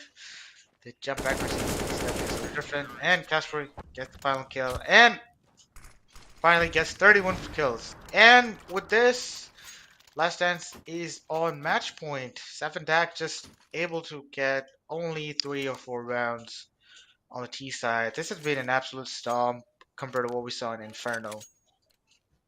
Yeah, but you know, if you're 4dag, I think you can be happy with the result, right? You probably know who you're playing against, and you've been buying very interesting guns the entire game, and you've gotten some really cool highlights, right? Cool spray downs through the smoke with negevs, good spray controls here and there. I think if anything, you can definitely walk away knowing you had fun, and you know you did your best in some ways, and you had some good clips you can show your friends.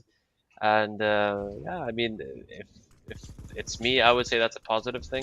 You know, come out with a win here, even though you lost. It is a 3v2. Carlito is low, but 3 offs on CTs. That smoke is gonna negate a lot of space. Here comes the Negev we've been talking about.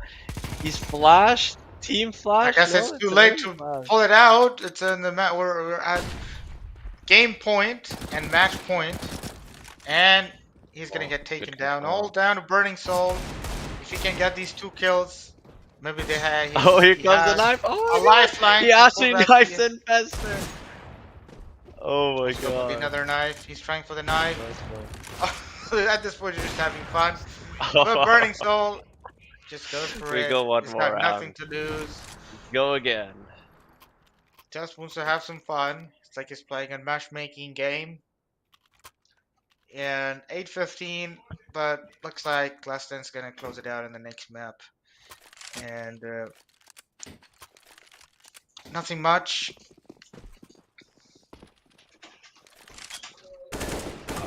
Yeah, just a mid And push yep, again, but Casper pulls out the op, gets the first pick in mid now. Burning Soul trades off. Aim Hunter oh gets no. one as well. So now 3v4.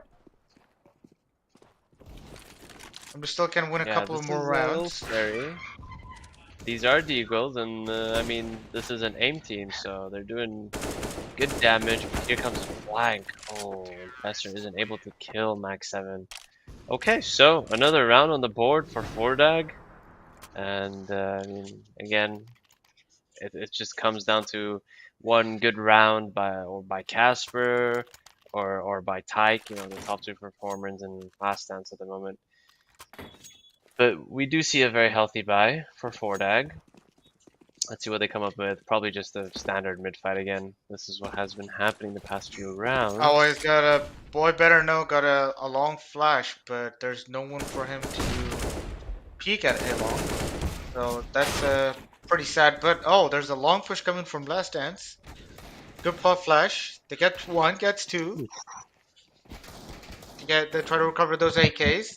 But the Deagle's doing all the work, and now it's all down to Max 7. He's all by Oh, himself. he can run a B. Go B. Do the And CTs know? Yeah, they're aware they do that know he's they're going gonna get him B. on cross. That's the flash coming in, the puff flash. They spot him out, and they do line up, but There it is. looks like Last Dance is comfortably gonna win this off. And really convincing win for Last Dance. And yeah, nothing to lose for 4D on this tournament for Dag. A lot to learn, but um, some really good highlights as you have mentioned from 4D. But honestly, not a disappointing game as we all anticipated them to be rolled 16-1 or 16-3. They had their moments, but again it came down to teamwork and the experience some of these players had. So with that, anything you gotta add on that, Autumn, before we head to our break? Not too much. I mean, the CS guys, Last Dance, their aim is still really sharp, right? Look at those deagle shots. Looks good. Even if some of them have transitioned over to Valorant, even if they play Valorant much more than CS now, you know, for me personally, the transition was tough, right? When I played Valorant, I came back to CSGO. My aim wasn't too good. But these guys are clearly making it work. Should be good. There are a few other teams in this tournament that are definitely going to put up a good fight. So hopefully I see those matchups soon, whether it's tomorrow or the day after. And yeah, those games will be very exciting to watch for sure. But overall, good showing from Last Dance. You know, they were having fun, TKing each other. You know, just a classic. And yeah, it was a good one overall. Good showing. Pretty entertaining. Well, with that, I guess we'll take a quick short break here, and then once we come back, we'll talk a bit more about CS:GO and the transitioning to Valorant. We'll just touch on that topic when we come back a bit. Hmm. But yeah, let's take a quick commercial break, and guys, don't go anywhere. We got one more match coming up for you, one more best of three for the night to end. So please don't go anywhere.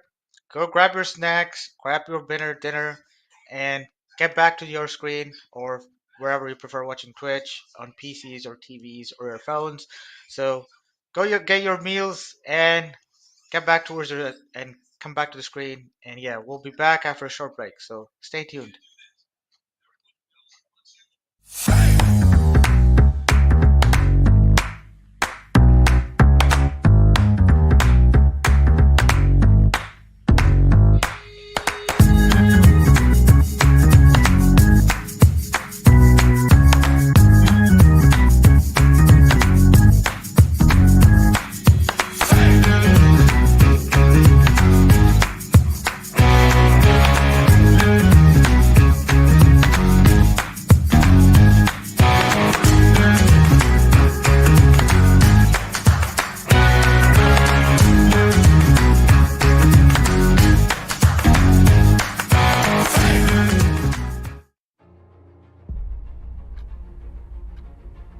My child, I tell you, in life, don't worry about the past. Don't worry about the future. Don't worry about growing up. Don't worry about failure. Work with such enjoyment that you don't notice the time passing. If you want something in life, be prepared to work for it. If you want to play the game, learn to play it right. Come on, let's go. So when you look back in life, you can say to yourself, this I saw, this I experienced, this I know to be true. Dream big, keep your imagination going, and aim high. You may not reach the top, but you'll get further than if you didn't try at all. Be true to yourself and listen to your instinct. When you're about to give up, remember why you started and try again. You only fail when you stop trying. Be fully awake to everything about you, and the more you learn, the more you can appreciate the beauty of life.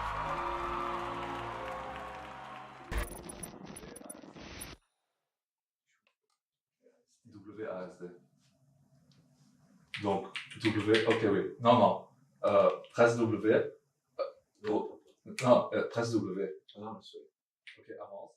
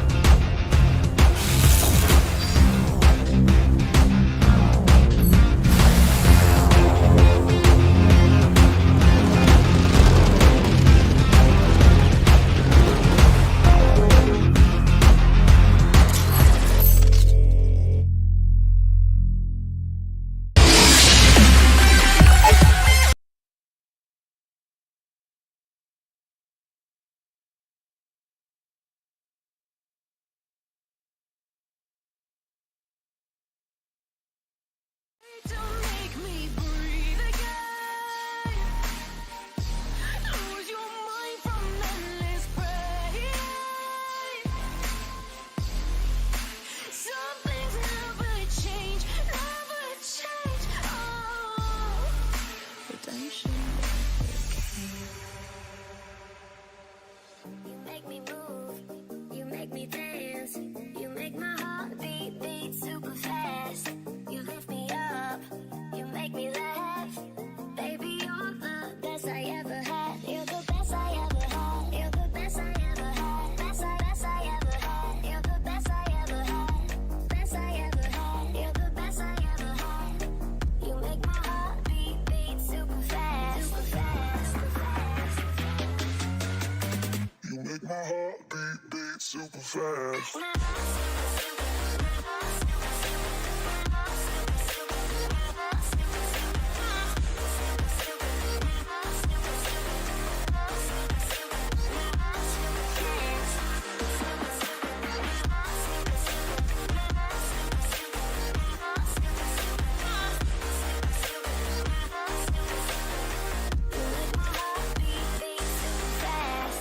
What does love feel like? What does love feel like? You're the best I ever had. You're the best I ever had. Best I ever had. You're the best I ever had. Best I ever had. You're the best I ever had. You make my heart beat super fast.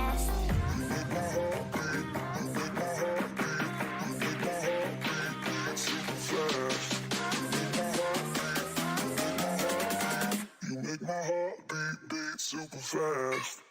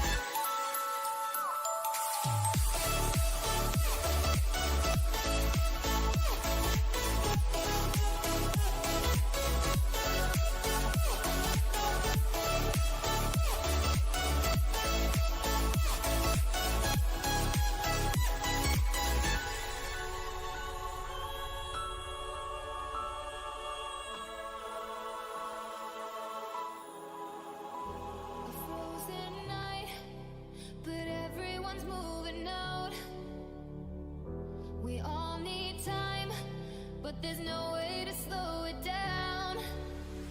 We're all dreamers, dreaming of the good life, but there's nothing that nice on the cards for us. It's alright though, cause we can have a good time, and we don't worry if it's dangerous. So take this ride and hold on tight. We're gonna live forever now, and side by side, we don't need light. We're gonna live forever now. You feel that touch and all the love, it makes us live forever now. We don't look up, we rise above.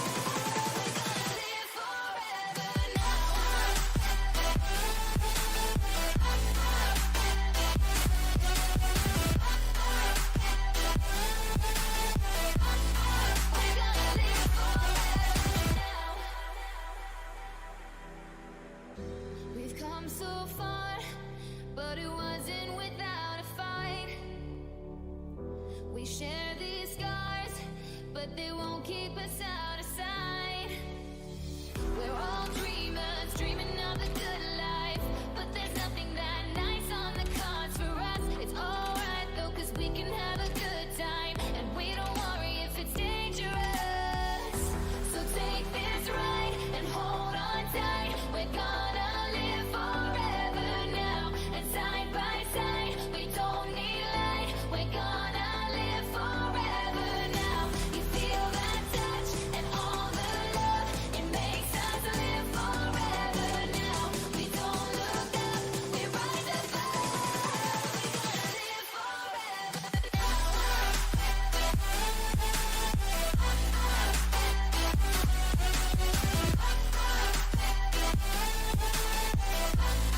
We're gonna live Some shooting stars, can't buy those fancy cars, down by the boulevard, nobody cares tonight. We know that life is hard, not like the movie stars, but we know who we are in our broken paradise.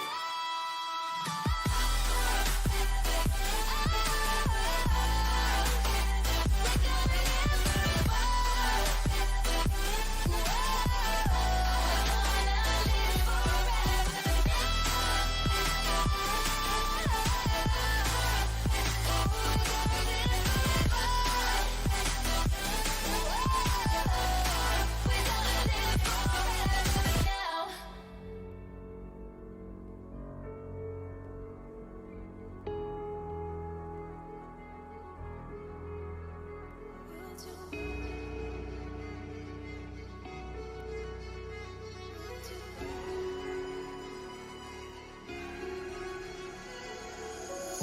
Filtered bodies slowly covering the light.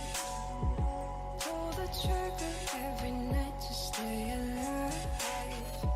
Hope is wishing, but you're running out of time. If I could only read your mind.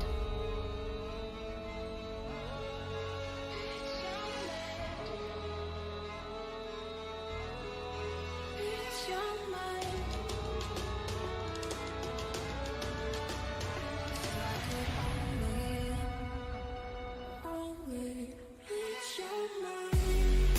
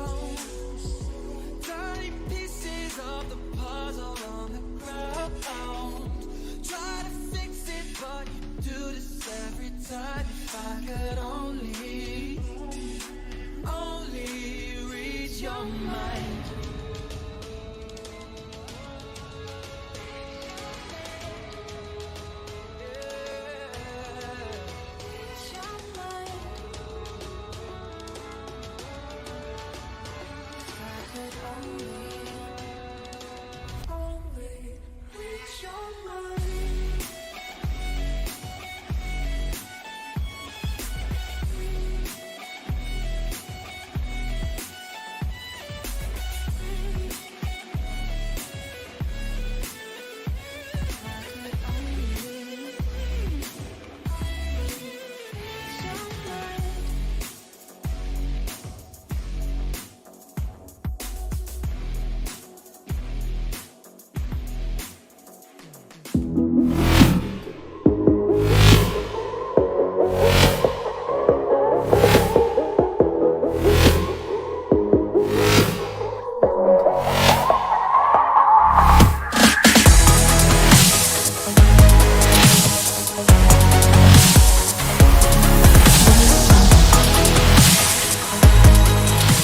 Stackham's return, he lines up a collateral though. USP gets it. Surya with 4 kills.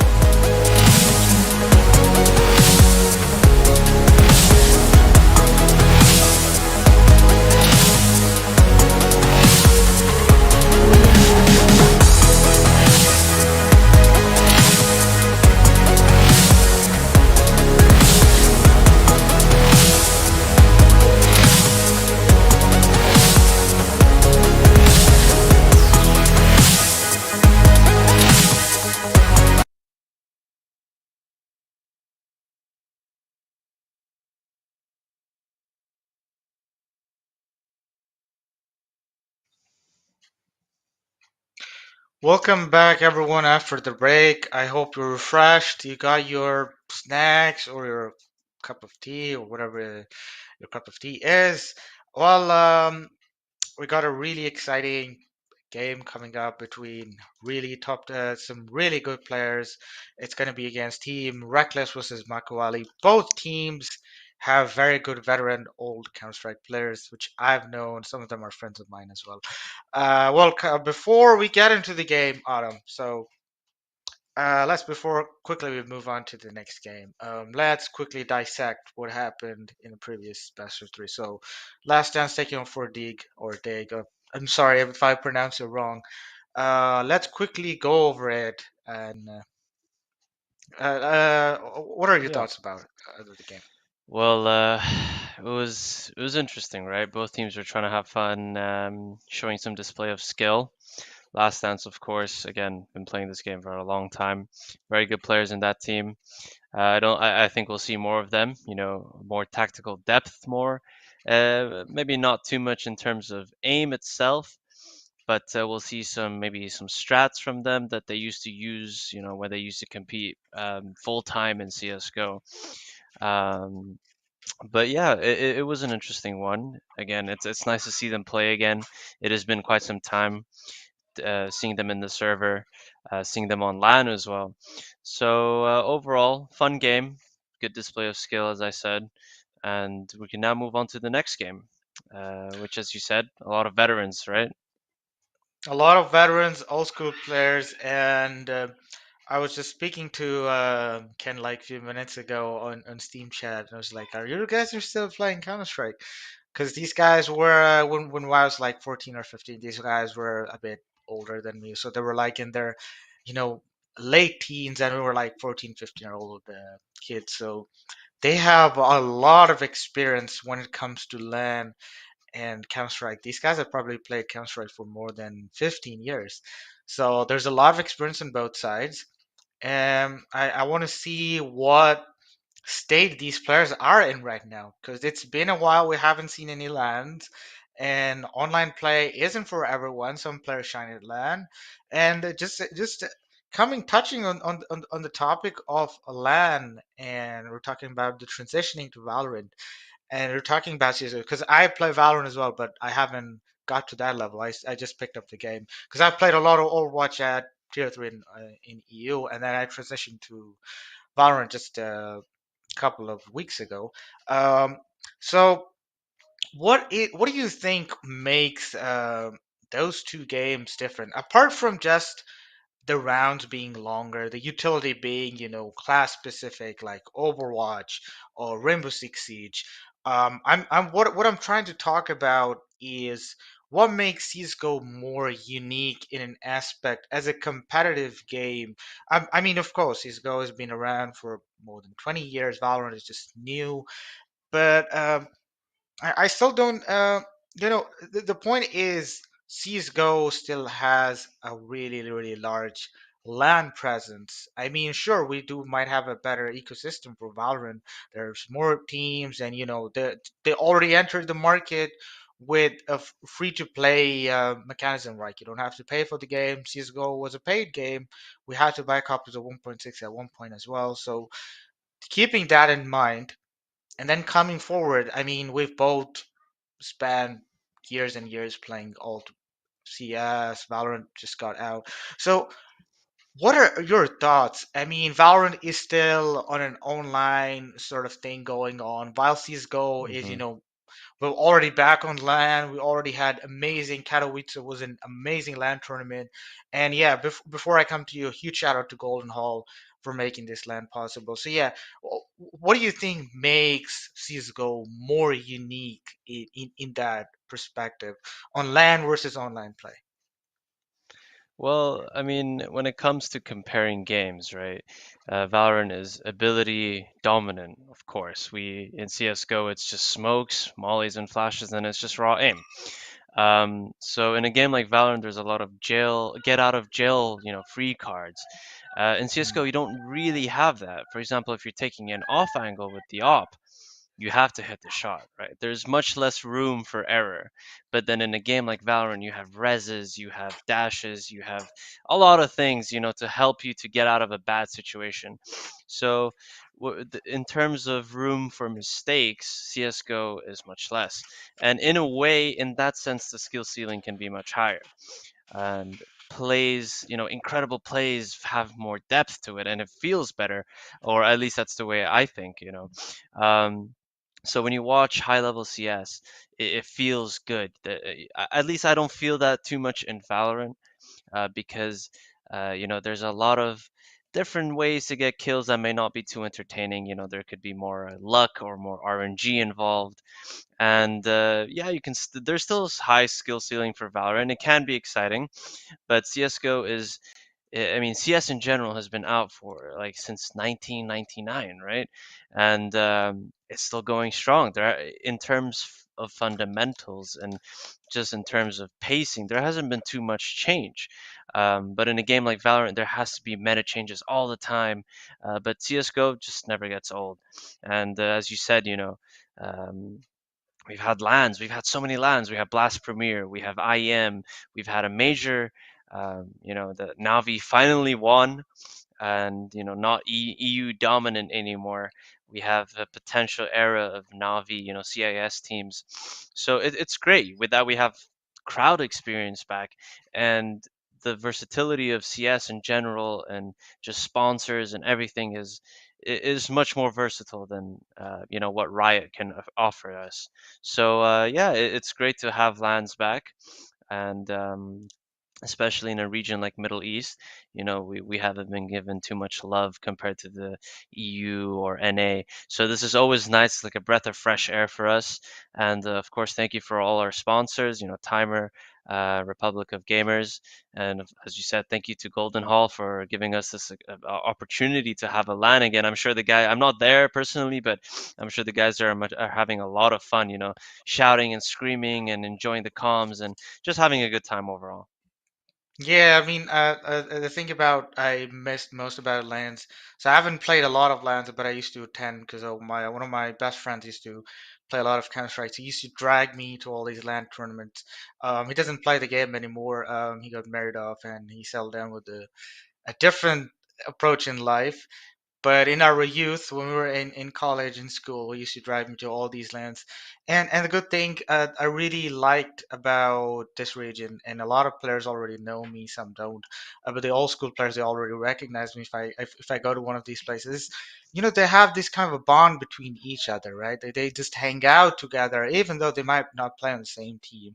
They know each other. There's this kind of a sense of community, which is very very nice. I haven't seen that in Valorant because hey, we don't have any lands yet. But that aspect, and there's one thing I don't know, maybe people might hate me or not for saying it, is um, CS:GO has a lot of players which are a bit mature in that perspective is because Valorant is still a new game, so we have a lot of young blood coming in, young players, 13 years old, 14 years old.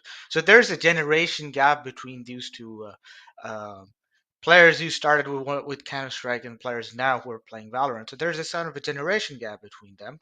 So with generation gaps comes a lot of things.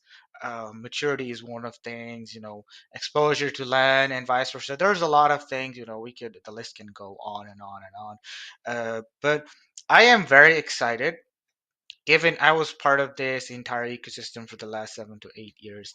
A lot of people I might know me from, I used to be part of the Gaming 420 team And huge shout out to Spammer, but he moved on in life in different spots. But huge shout out to him for giving me the opportunity back then a few years ago. And me and a few others, we are very happy that we were able to shape this region in a very positive. And we came out of dark times when land used to get canceled. We used to have so many technical issues, limitations, um, server issues, and sponsor issues. I'm very delighted. Just want to give another shout out to our sponsors, Moon Nation, Republic of Gamers, Timer. I mean, for making such lands happen because you know um, it's big. I'm not a person of stats or finances, but I've been reading all these documents, those financials all over the world, that Middle East is a very, very big market. And there's a lot of positive thing happening in our region in the last couple of years, and it makes me very happy.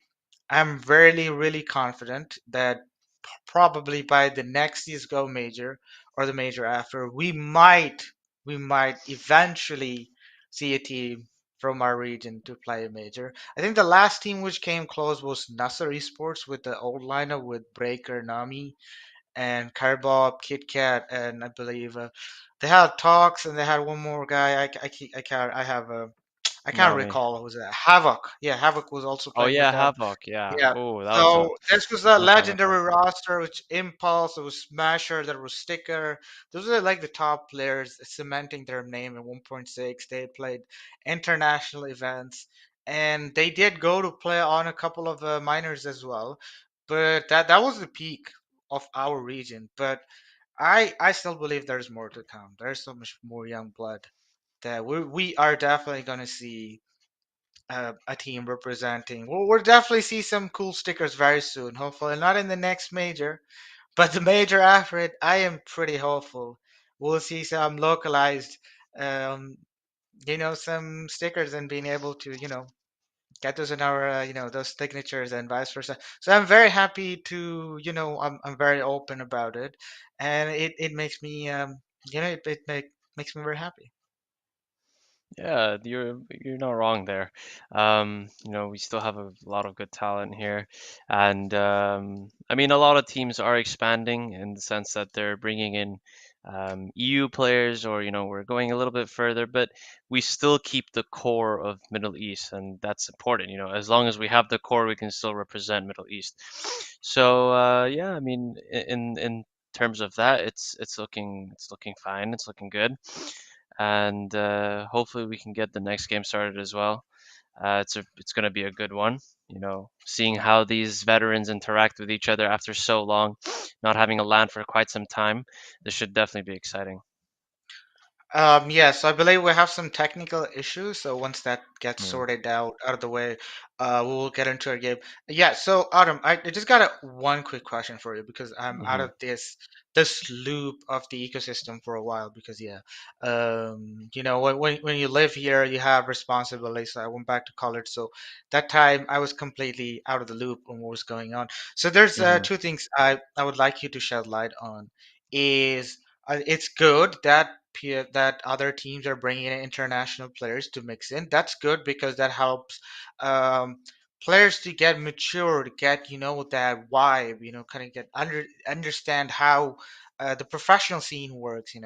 How punctual you have to be on scrims, how many scrim slots you're going to have, how many days a week you have to scrim, what's WOD review. These are things people didn't know a couple of years ago. So those things, and the significance of coaches as well. Yeah, I wanted you to shed some light on the significance of coaches. Like we didn't have coaches in our region a couple of years ago. So what do you Hmm. think is the impact of coaches coming into CS:GO in our region? What do you think is kind of impact? I'm not sure if there are any coaches out there. If there are any coaches in the chat, please, yeah, raise your hand. But what do you think is the impact these coaches bring to our Middle Eastern teams? Well, yeah, I think it's a very good point you bring up. It's actually a thing that I've been thinking about for quite some time, right? Something that the region has been lacking. I think one of the things, unfortunately, bringing our region back is not it's not necessarily just the financial backing with the orgs. It's also sometimes a lack of work ethic, right? Here and Absolutely. there, I hear that, yeah, I don't want to go to prac, or I don't want to do this scrim. I have this reason, I have that reason, and the lack of a coach, with good work ethic and discipline is very important. It's a core element of a team, and in some ways, part of me believes that it's actually the most important player in the team, right? Um, I mean, steering a little bit away from Middle East, just as an example, but the final in Katowice, right? Not Navi, sorry, G2 against FaZe. FaZe had a stand-in which was per, way performing, but steering away from that, if you think about G2, they were missing their coach, right? He had COVID, and they gave up so many leads. Just little things to keep composure, to bring out a pocket strat, to make sure the team is doing okay. We have a lead, we can win this, and just offering pep talks here and there. It's something you can't really have without a coach, because when you're playing a match, you're dialed in, you're focused, you have adrenaline pumping in your system. It's very hard to suddenly cool down and have a rational decision. And well, yeah, maybe a lot of seasoned players can cool down and make a good decision. You want your players to be on fire. You want them to have adrenaline coursing through their body. But having a coach is sometimes it can be instrumental outside and inside of the game. And it's definitely worth investing in a coach, I think. Um, a lot of teams lacked that in our region. So if they can bring it in, it would be a huge plus and a big benefit for us to move forward, and reach where EU and NA are, because they have discipline, they have work ethic, right? They have different approaches to the game, which isn't necessarily bad or good. It's not about which one is right and wrong. It's just that they have different goals and they have different ways of approaching it. And in a sense, we could learn some stuff from them, right? And bringing in a coach is just another thing. But the good thing about our region is I feel like we have a lot of raw talent, right? The aim that some of these players have are disgusting. Doesn't matter which game, Rainbow Six or CS or Valorant or even games like Fortnite, right? You have some incredible players in their region. Even in CSGO and Valorant, we had some people that come from like Minecraft, or Fortnite, and they're all cracked. They're crazy at the game. They just need a bit of maturing, a bit of nourishing from a coach, or any sixth player, a manager, even something that is outside of the core five players, right? So I think you hit the nail. It's absolutely correct. Having a coach is integral to a team's success, and a team with a coach will always do better than a team with no coach. Okay, so just to add up on the top of it, I know a lot of people look into it, but yeah, coming to the point, the manager versus the coach, um, I hear a lot of people saying that they don't want to manage a team because it's just work. Oh, it's just extra work. Oh, I don't get to play the game. Oh, but if you look at stats, if you look at proper teams, a team with a proper manager and a coach, it's always going to do better. And I also there's one thing I would also point out is there's a lot of veterans who are not in the scene anymore, and some of them they don't transition to Valorant because to get to exactly the point, so the generation where I come from, like I'm in I'm almost hitting my 30s soon. So in our generation when we were playing CS, so the only purpose of playing CS was actually for fun. Or all the things you get. Oh, and again, I'll quote Talks here because me and him were very good friends, and I had this conversation with him multiple times in person is back then if you want to land you would enjoy that money as I made some extra buck, some money in my pocket, boom, it's done. I'll buy something. If I want to spend on something, I want to have some nice lunch, nice dinner. That's it. But now people actually make a full-time living out of it, right? So that changed everything, right? From us, so everyone's main focus was okay, our careers is our main focus. So after you hit a certain age, it's like okay, I can't commit to this game anymore, but I have 10 years of experience. What do I do with it? So a lot of people walked away from the scene. Some of them went to Twitch, some of them became streamers, some of them went in different directions. And this spot where we need these veterans to come in and fill the gap is a part where we need coaches. We need experienced coaches with experience. And again, a lot of people are gonna, throw hate at me for saying it, that, oh, he played 1.6 or CSGO 10 years ago.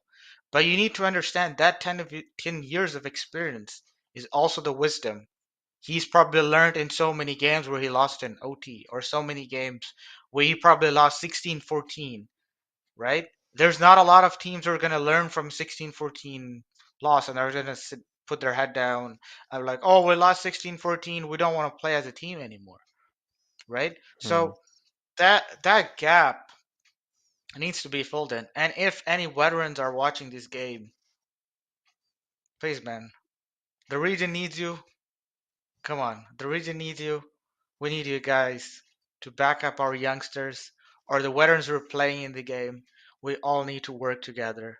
We need to, hold hands. I'm not gonna say literally hold hands. Yeah, guys, keep social distancing. The pandemic isn't over yet, but we need some sort of, some sort of a coaching or some sort of agency which has, you know, brings those old veterans back, or somehow, because there's a lot of people out there who've been playing this game for a long time, 1.6, and a lot of them have more LAN experience than some of the youngsters which are playing right now. So bringing them back as coaches and managers, it's not just about the orgs or the money. When you have a good ecosystem, your scene is definitely going to flourish. And it's the same thing.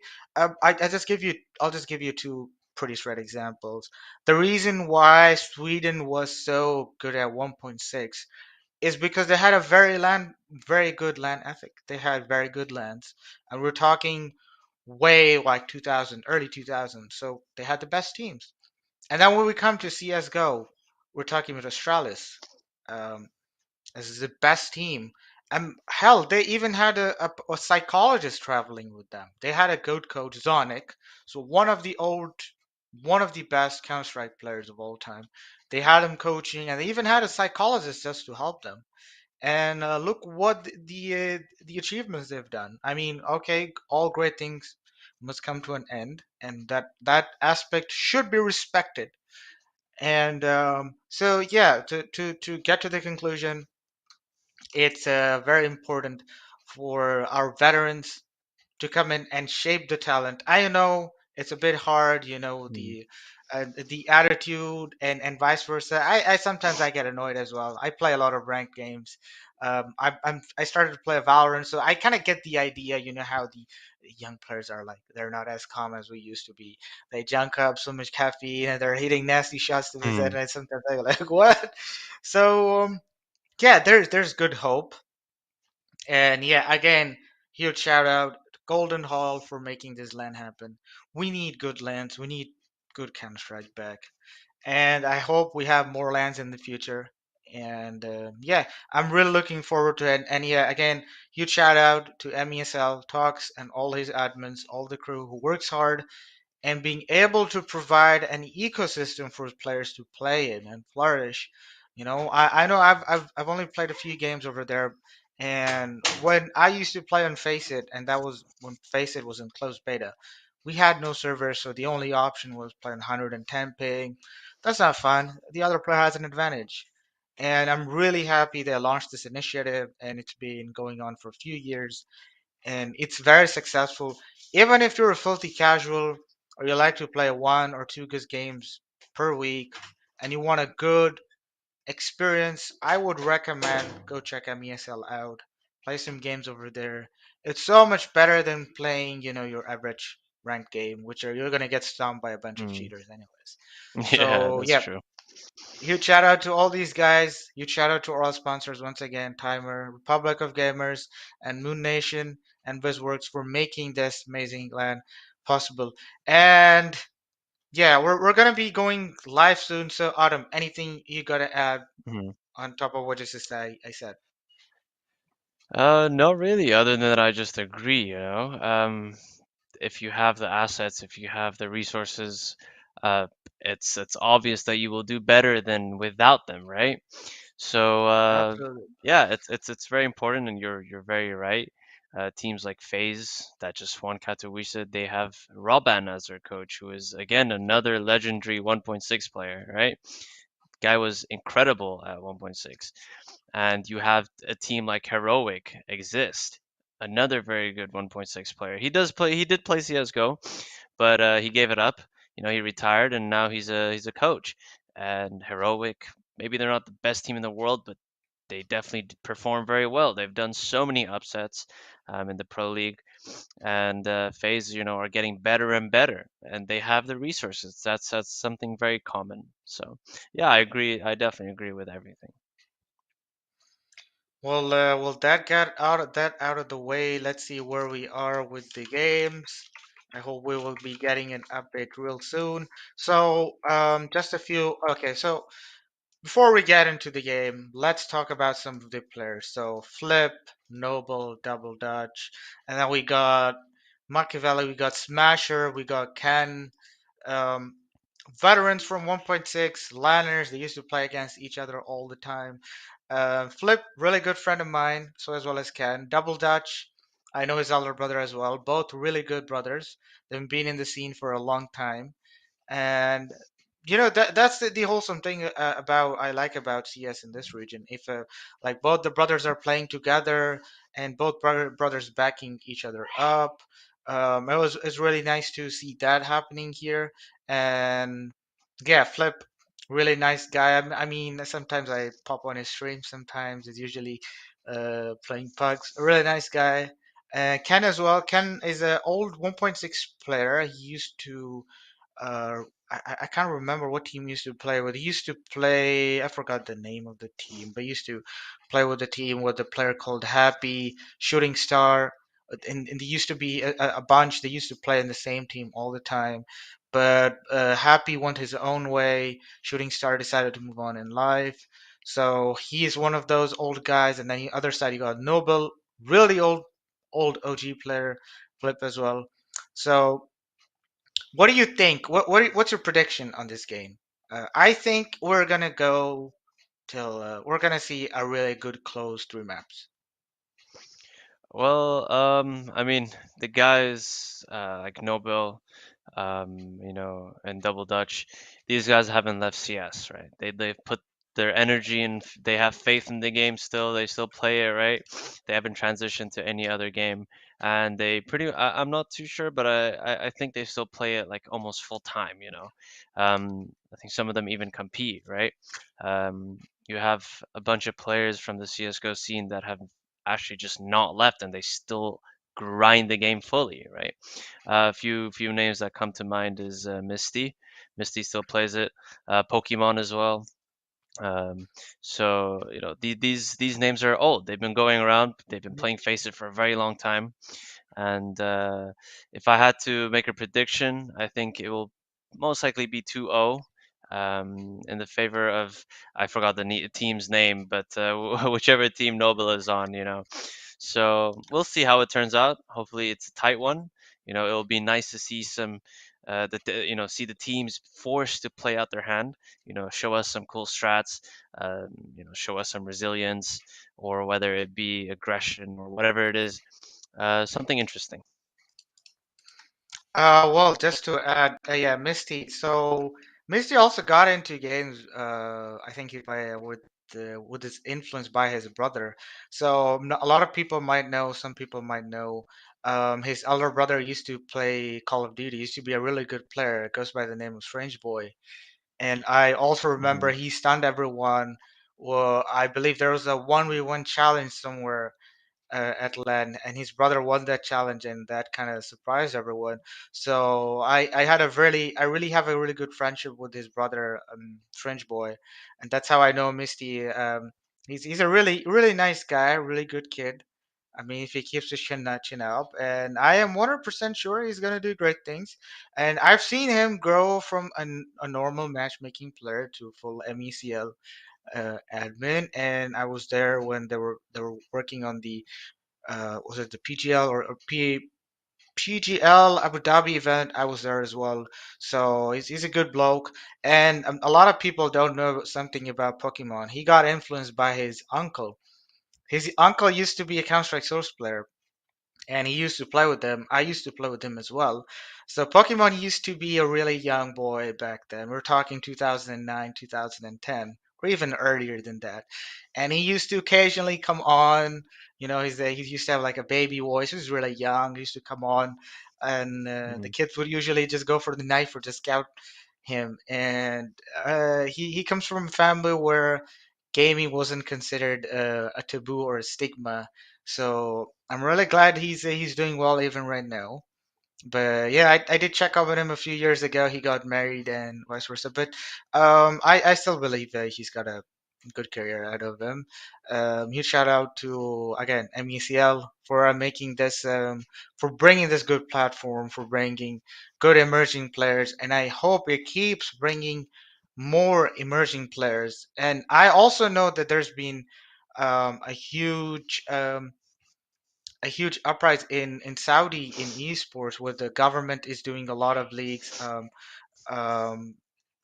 I'd say there are a couple of orgs which are also backed by some old veterans in the scene, and they're also doing really well in terms of esports. So very confident. And UAE also has an esports federation, which also does an amazing job.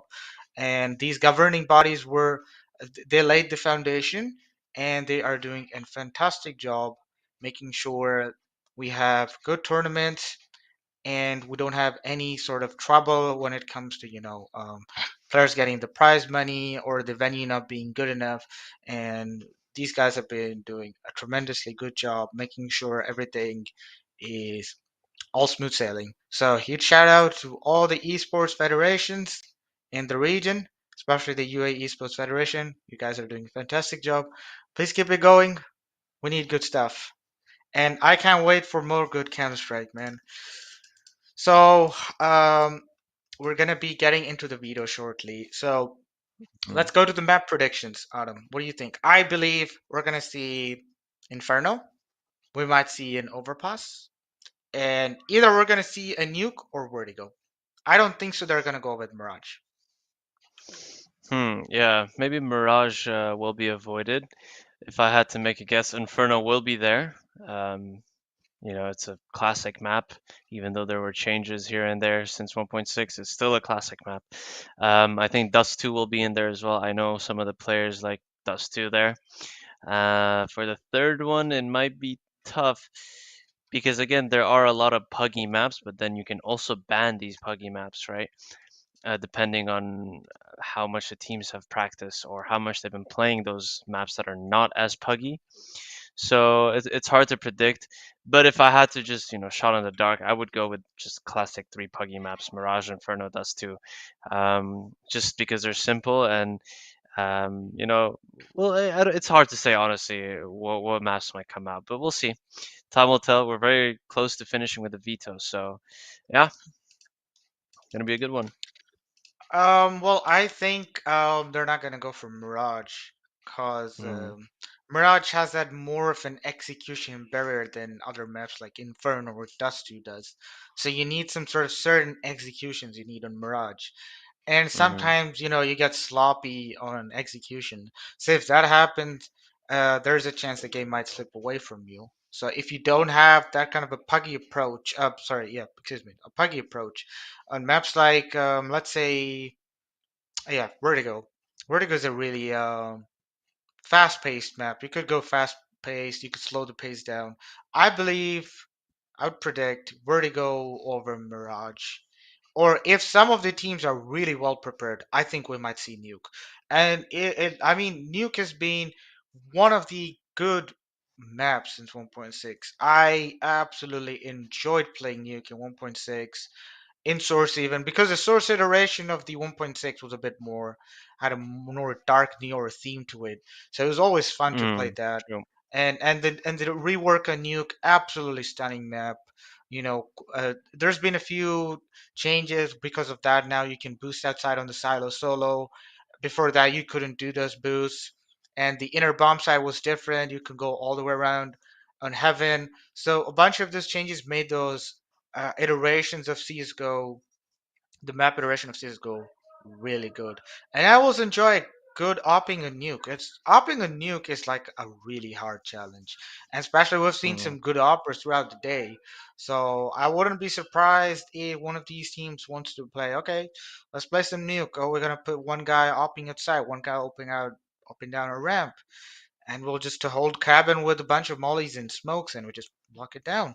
So that could be a possibility as well, but I don't know what mindset these teams are going into, because we still do have the lower bracket. So mm, teams will have some time to rethink their strategy. Okay, we lost our first game. We can go back to the drawing board. Okay, this map doesn't work. We got some time. We prepare another map and we come back in, because yes, there's good money on the line, good prize pool on the line. So yeah, there's hmm. a heavy stake For sure, in this yeah. tournament. There is a lot of money on the line. That's true. So we do have a couple of banned maps.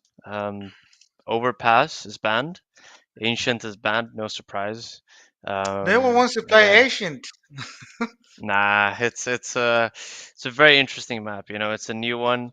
Um, there's probably stuff we don't even know yet about the map in terms of what is the better strat to use. You know, what's the right way to approach the map. So yeah, I mean, again, not a surprise. Overpass, Ancient. Now just waiting on the picks as well. Let's see how that goes. Will be interesting for sure. What maps come through. Okay, so we still got no, we got okay, so we got Vertigo. It could be a nuke pick, could be a Mirage pick, could be a Dust 2 pick. I Yeah, do really miss Cobblestone, man. I wish they bring it back. It's such a banger map. Train, it was a Cobblestone, good map. banger Yep. maps. I really loved Cobblestone. The way they changed the design from 1.6 to Source. I mean, the Source version was pretty identical to what we had in 1.6. It was just a ported version to Source. And I've played a lot of tournaments in CS Source, and my team will love playing Cobblestone because it was a heavy CT sided map, and we used to play two operas, one on A long and one on B. It was a delight. It was a delight. It was so much fun to play, and the Mm. CS:GO version was as well. And I cannot stop thinking on how many times we kept calling chicken nest hut, or someone calls chicken nest and you don't Yeah. know what's hut. Mhm. And then by the time you call it, it's like, what's chicken hut? It's like you just got wall banged. And Yeah, it true. was Good actually quite fun. times. So the bands are here. So we got Nuke out of the way. Vertigo's band. Also got Inferno, Dust 2, and Mirage. So we're going with Inferno contact pick. So Ken's team has picked Inferno, and Mm. Oh, sorry. So let me just double check. Yeah. So we are. Yeah, it's So Inferno, Makaveli is. Dusty, Yeah. Mirage. Yeah. So we are looking at the video right now. Should be up on the screen shortly, I believe. Hmm. And yeah. So again, Inferno could go either ways. I don't know what. It's the thing about Inferno I like is the simplicity of the map. You don't need to have very execution based plays.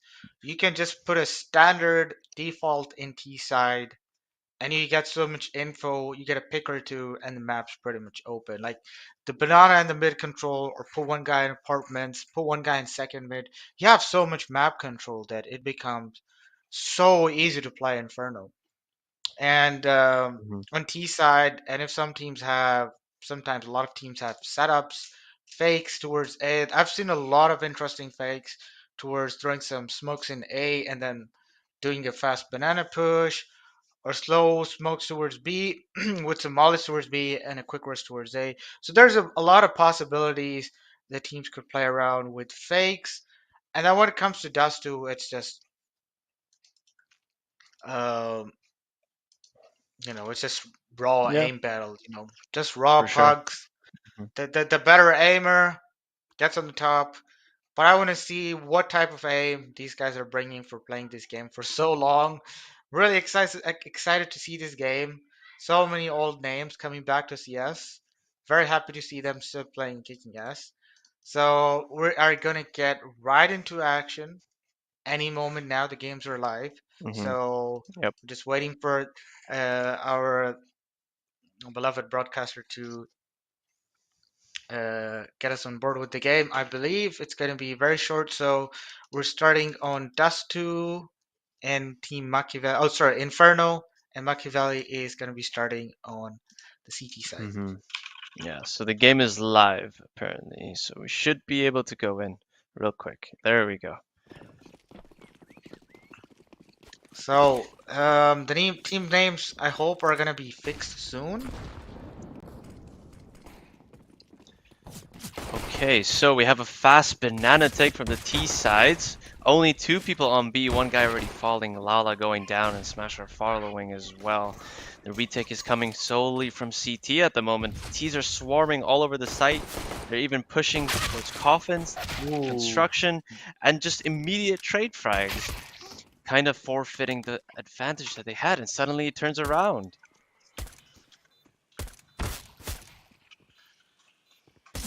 Okay, beautiful. This round is just back and forth again and again.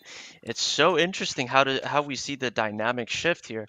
And now do we get a fake? Oh, he has a kit, but he decides to take the fight.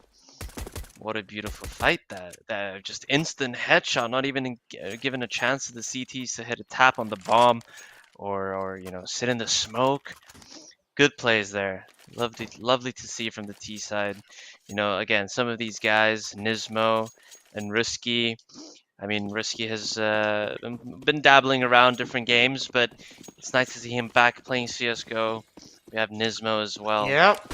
So just a quick correction, guys. This isn't content is not Flip's team, so we got a bit mixed up. But this is Nismo's team, another old school bunch of veterans coming back to CS.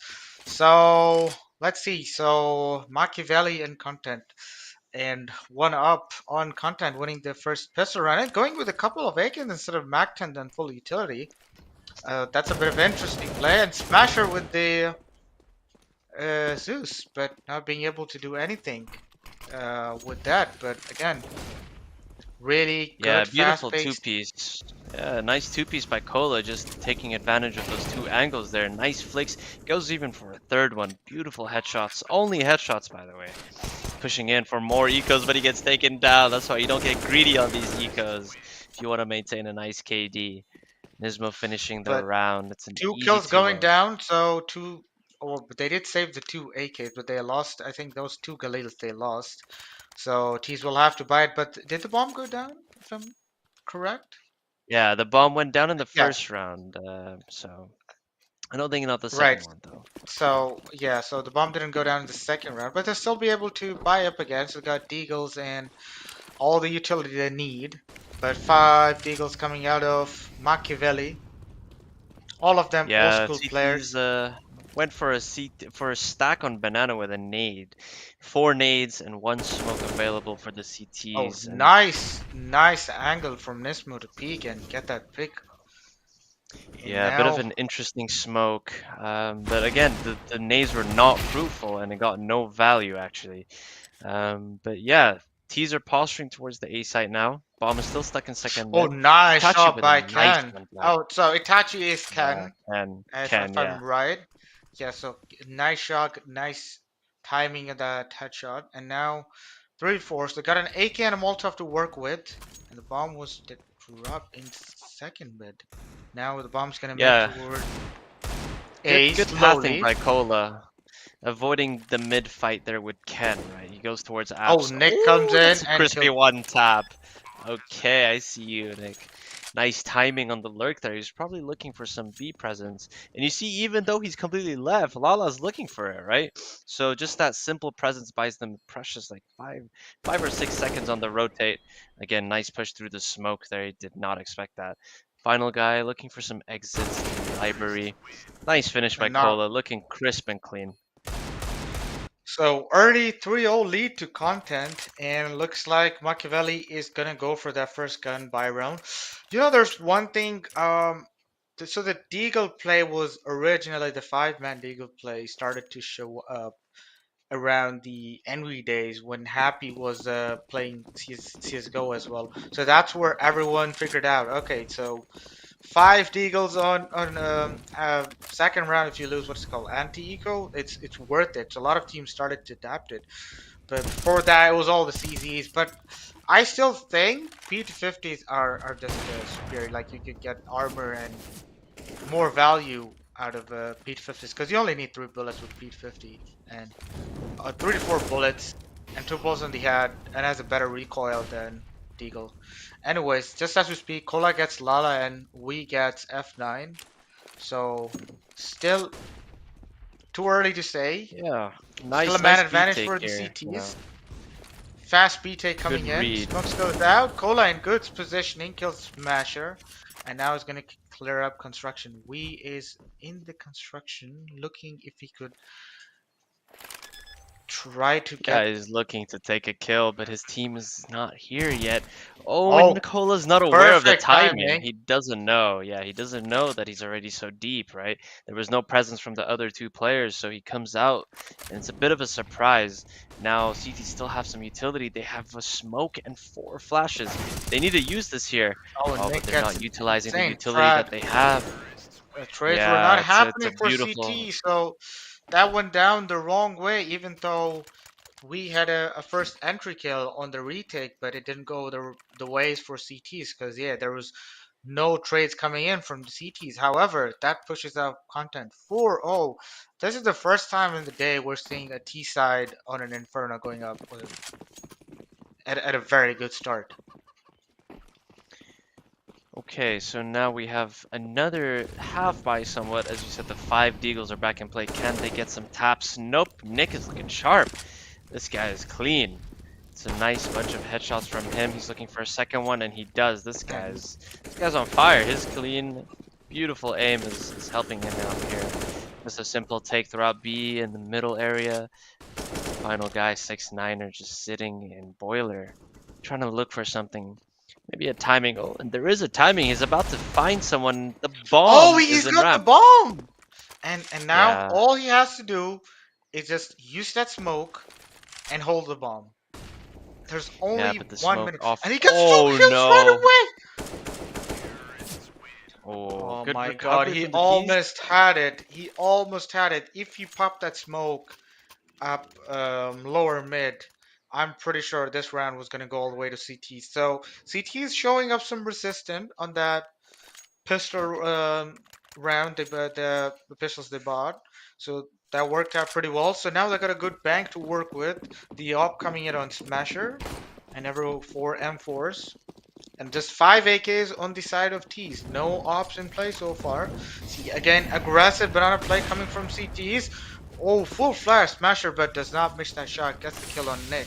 So now that aggressive banana play paying out for Makaveli, and F9 will get Lala on the top of the what was it? I forgot the name. Was it called? It's called Shade, right? Quad.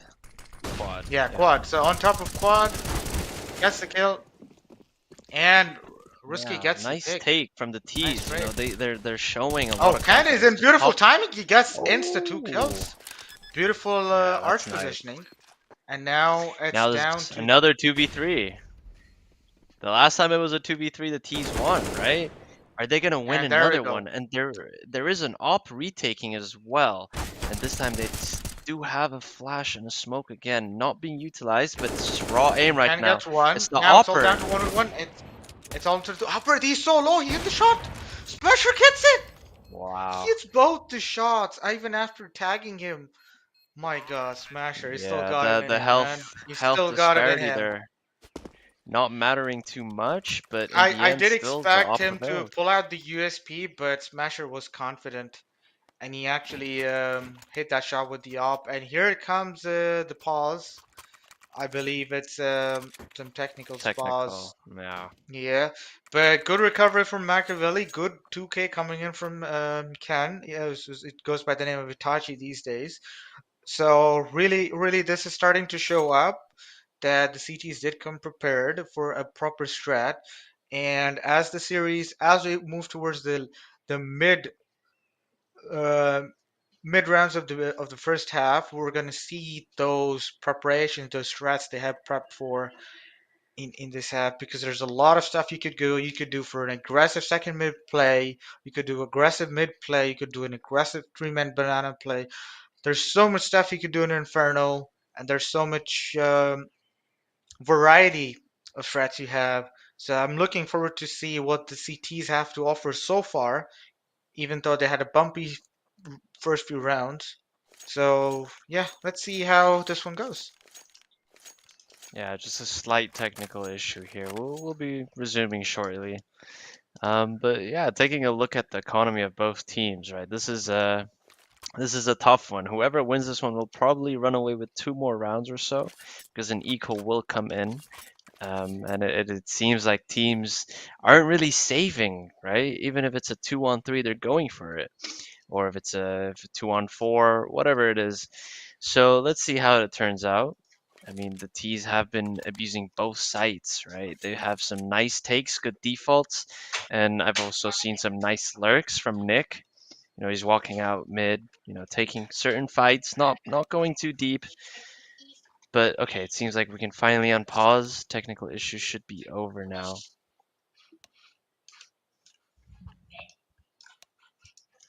First line in a very long time, so sometimes we got some technical issues, but nothing major. And good job at the staff at Golden Hall for sorting this out really quick, so the game can go underway. And we are back in action.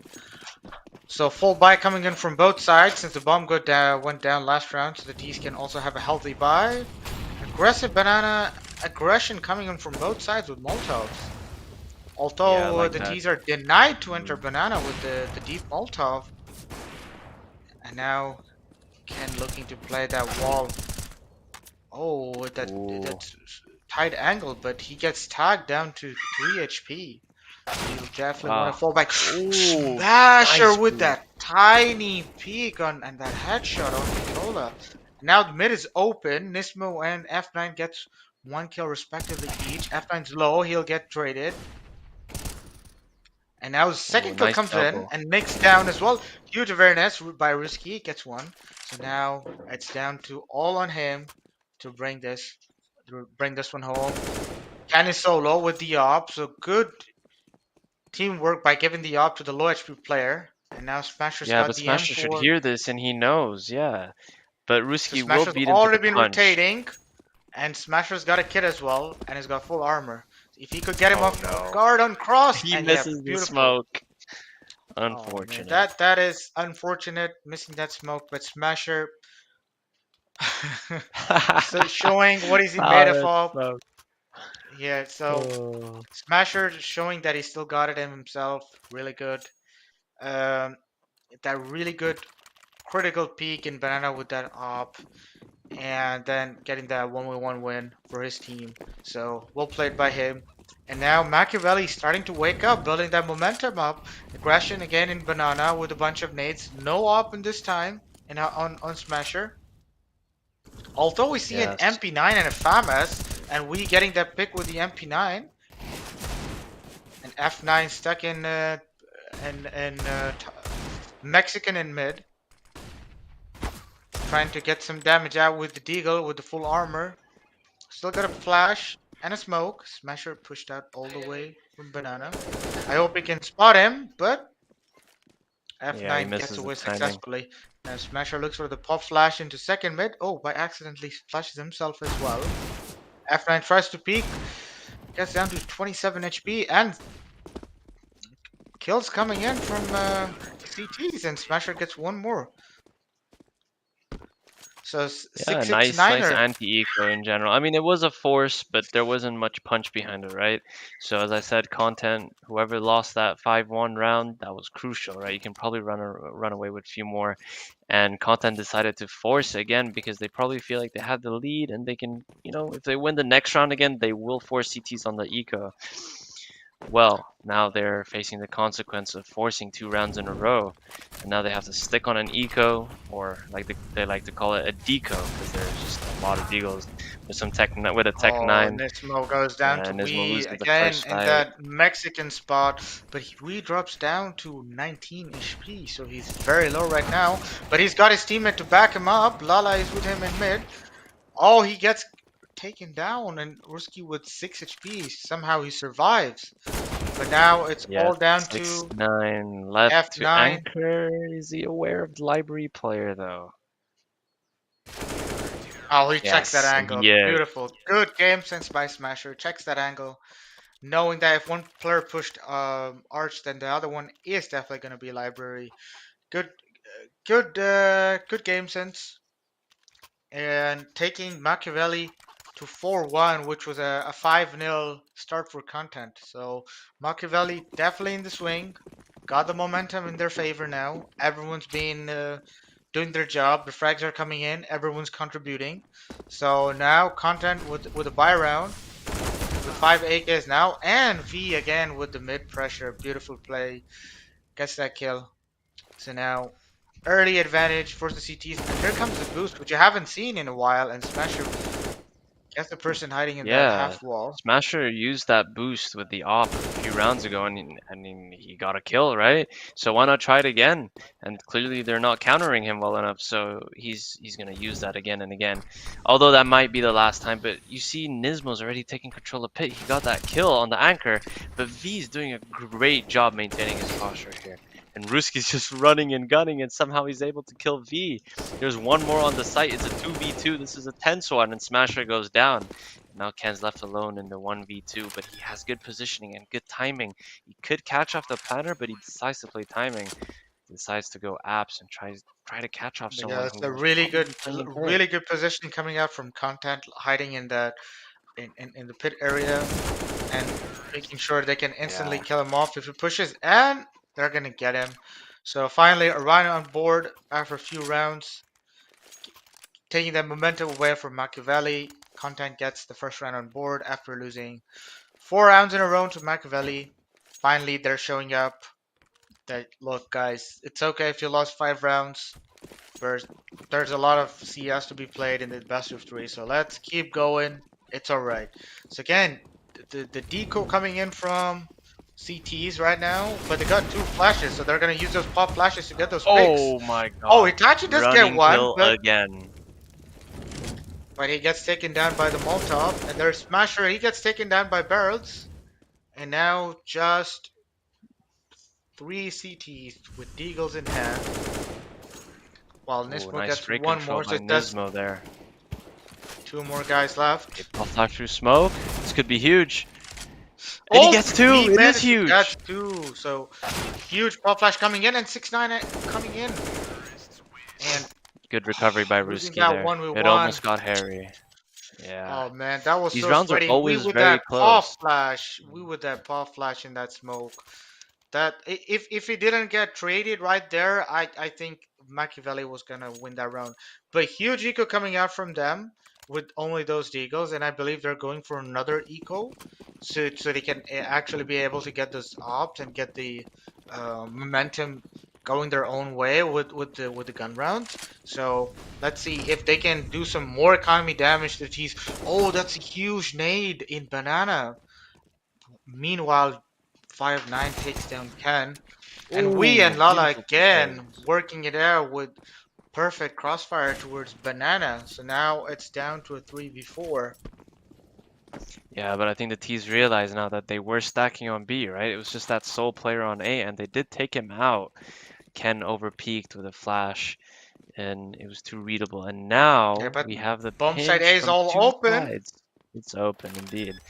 and pretty much a free plant, but all the CTs are here and they do have a man advantage, but the big downside is they don't have nades.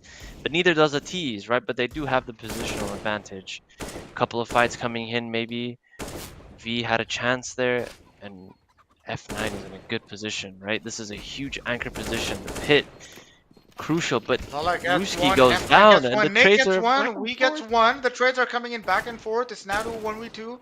F9, he tags him, goes for the peak, and oh my Ooh, god, is there I, I, time? I have no words.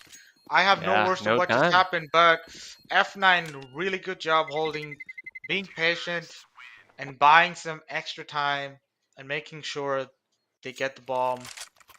And wow, what a round! It went back and forth. I just lost words of what was happening for a moment. It happened too fast. Yeah, I mean, in the end of the day, you know, even if you lose and it's an eco, right? You just say all good, good damage. It'll help us in the long run. So, but it is 4-8. It is quite the lead for content now, But and the economy damage did do something to the side of T's as they're definitely for going over the sure. Deagles and Mac 10. So that was a good round by the CTs doing that economic damage and getting all of these players taking their rifles out of their hands. And now the CTs have a good buy, and if they get a few couple of rounds with these guns, and would be looking at a 7-8 scoreline. For sure, yes. This is a very crucial round here that can turn the tides for the next half. And a chunky max damage nade pretty much onto V in mid. Good read by content. Pop flash in a mid. This is gonna be huge. Quad is open, but Nisbo does not convert the kill on the blinded enemy. Now they might have to cancel the plan. A bit of foul words there, but all good. This is a bit of banter. Hit on B is the result of that kill. They're forced And into trades this are play, coming but they this do get way, the but kill. the trade doesn't happen on Ruski killing Smasher, so both guys on B side die on the CTs, and now the CTs are looking at a potential retake. But do they have the Okay, this resources for nade retake? is There's the kill. no No. flashes on each side, just Ruski with the Molotov, and Ruski's in a really good spot in construction. If he can spot one out, but no, Lala with the swing, he gets him off. Now, man advantage for the CTs. And they're slowly creeping into that bomb site, looking for the last two players. They found out Nick is in backside. Nick is dead. And now it's down. Whoa, Oh, whoa, whoa, whoa, whoa, whoa! That's the wrong guy. that's How the did wrong he guy you know? shot. That's a Whoa, whoa, whoa. That's fumble. a misplay. That's That's a a misplay. fumble. Oh That's no, such a he. misplay. He thought that, oh my god, that just costed them the Oh. round. Oh my god, what is that play? Oh my god. Take a timeout. Timeout. Oh Timeout. man, That is six not good. niner, come Oh on. no. That was their round. They had it. They had everyone down. The last guy was low HP. Instead, he shoots his teammate in the back who had the HP advantage. My god, that's definitely gonna hurt them. I hope it doesn't tilt For them. sure.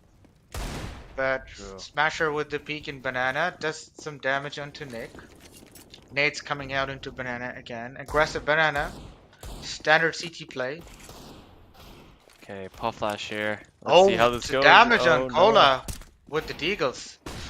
Oh, Kola is taken down by Oh. Smasher, and Smasher Oh. goes down. Damn. It's a Oh my firing goodness. squad This is all crazy. over Banana. This is Now it's just a 2-on-2. Ashley bloodshed. So there is a minute and 10 seconds pretty much on the clock. There's a lot of options for the T's, but they don't have nades. That was the last smoke available to them. They have one flash. Maybe they're going to pop in and just hit the site here because there is a second guy rotating and they will hear him because Ken is running. They just have to find 6ix9iner on the site. But they're Oh, struggling. They 6-9 with the don't look. huge dink. And he gets the pick. And now it's all down to 6-9er and 6-9er. Ooh, Wow, that's a good recovery after shooting his teammate in the back. That's a good way to true. make it up for it. Good job, 6-9er. Good recovery. Gets those important frags holding the side down till backup has arrived. So we're looking at a potential 6-9 score line going into this first map, first half of this best of three. And looks like we have a sort of a force coming in since the money is really bad for the T's. So two Deagles, one CZ. Hey, we got a CZ finally. A Mag 10 and a couple of peaks. Aggressive push Oh, towards chunky Banana. nade. Good rush here. Chunky nade. Good spot. Good positioning by Ken. Gets 2 by Sandbags. And now the Mag 10 and the AWP in hands of Nick. Ooh, Colo's in a good position though. He can cut off rotates, and I don't think the CT expects this. Should be a free kill, but he's whiffing. We can look on the radar. He had both CTs were back turned, but he wasn't able to kill. But Nick Nick gets does the have kill the on info, Lala. But and he has now the with the one-way AWP, it's smoke. gonna He can be play hard. around. But Oh, no, but that's just unfortunate. we doesn't want to mess around. He wants this game and he's hungry for it. So 6-9 half coming out. A bit of sloppy mistakes from Makaveli, but good recovery after by losing 5-0 and then getting 4 rounds back to back. A tiny mistake which could have been a potential 9-6 for them, but a few mistakes here and there, but there's always room to make up on the second half. So 6-9, Makaveli now start on the T side. Content, brand advantage going towards the T side with those USPs. Let's see what these guys can do. Yeah, so we see here CTs have a kit, 2 flashes, and a smoke. I would expect that they would probably peek either mid or B, but oh my god, it's a beautiful Huge peaks second by mid Nick, peek. but But instant instantly two kills traded, coming yeah. out. Great stuff by the T's. Info should We be pushing provided out for the mid. CTs now. Oh, huge shoulder peak. Nice. Just so mesmerizing to see we do all these movements in and mid, just checking angle, peeking and unpeaking them, hiding and peeking, good shoulder peeking again.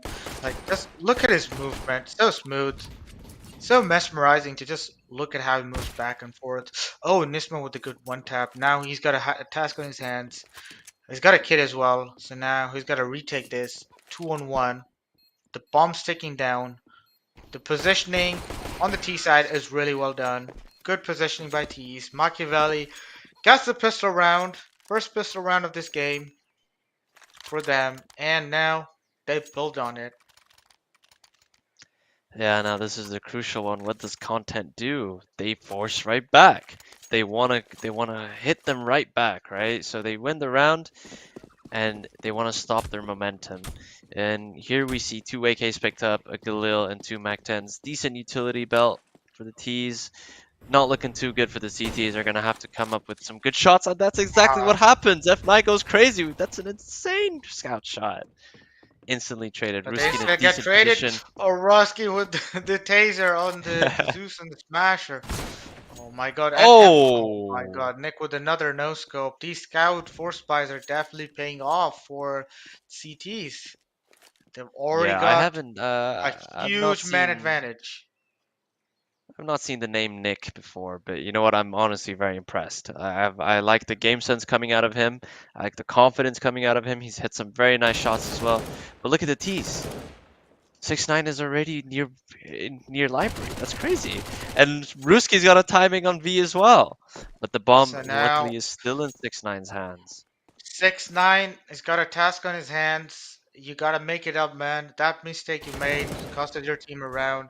But it's now time for you to shine. Bring this back. And, bring Yeah, that little does confidence he know back he in could your go team. B.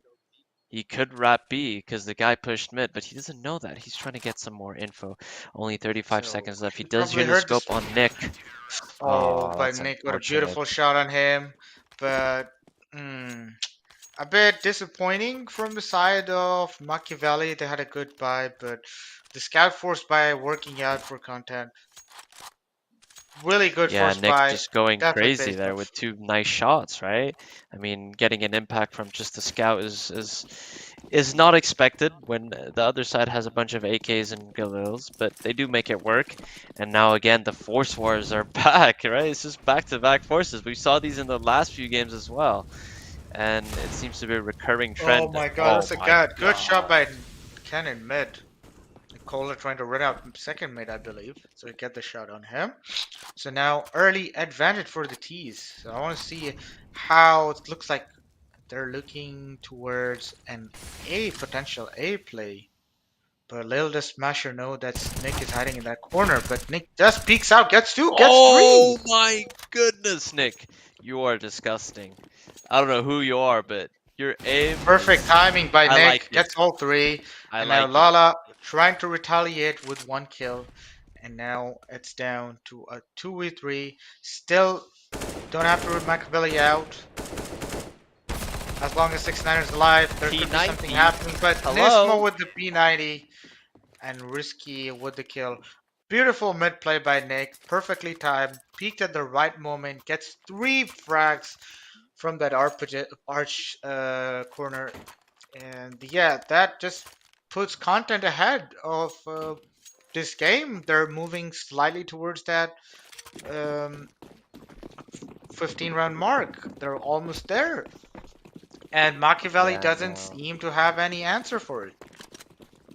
Yeah, they're forced on an eco, and it's just a classic B rush, and they're gonna get mowed And down Nick by gets Nick 4, and again. Nick gets a No beautiful. way! That's the craziest ace we've seen all day. We haven't even seen an ace like that. That was quick, right? That was just sprays through smoke. They're That all was just a flashed. lawnmower. You just walk into it and you just get mowed.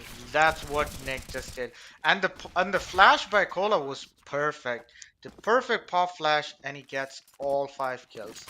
Well played by Yeah, Nick. beautiful And read, now, right, by the CTs. but now it's all Scout still down. in play.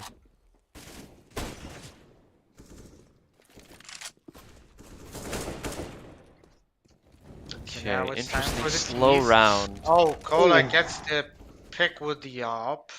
Now Smasher Oh, I goes love down. this play. I absolutely love this Risky play. and Nismo. They're on a low buy, right? And they want to take some risks.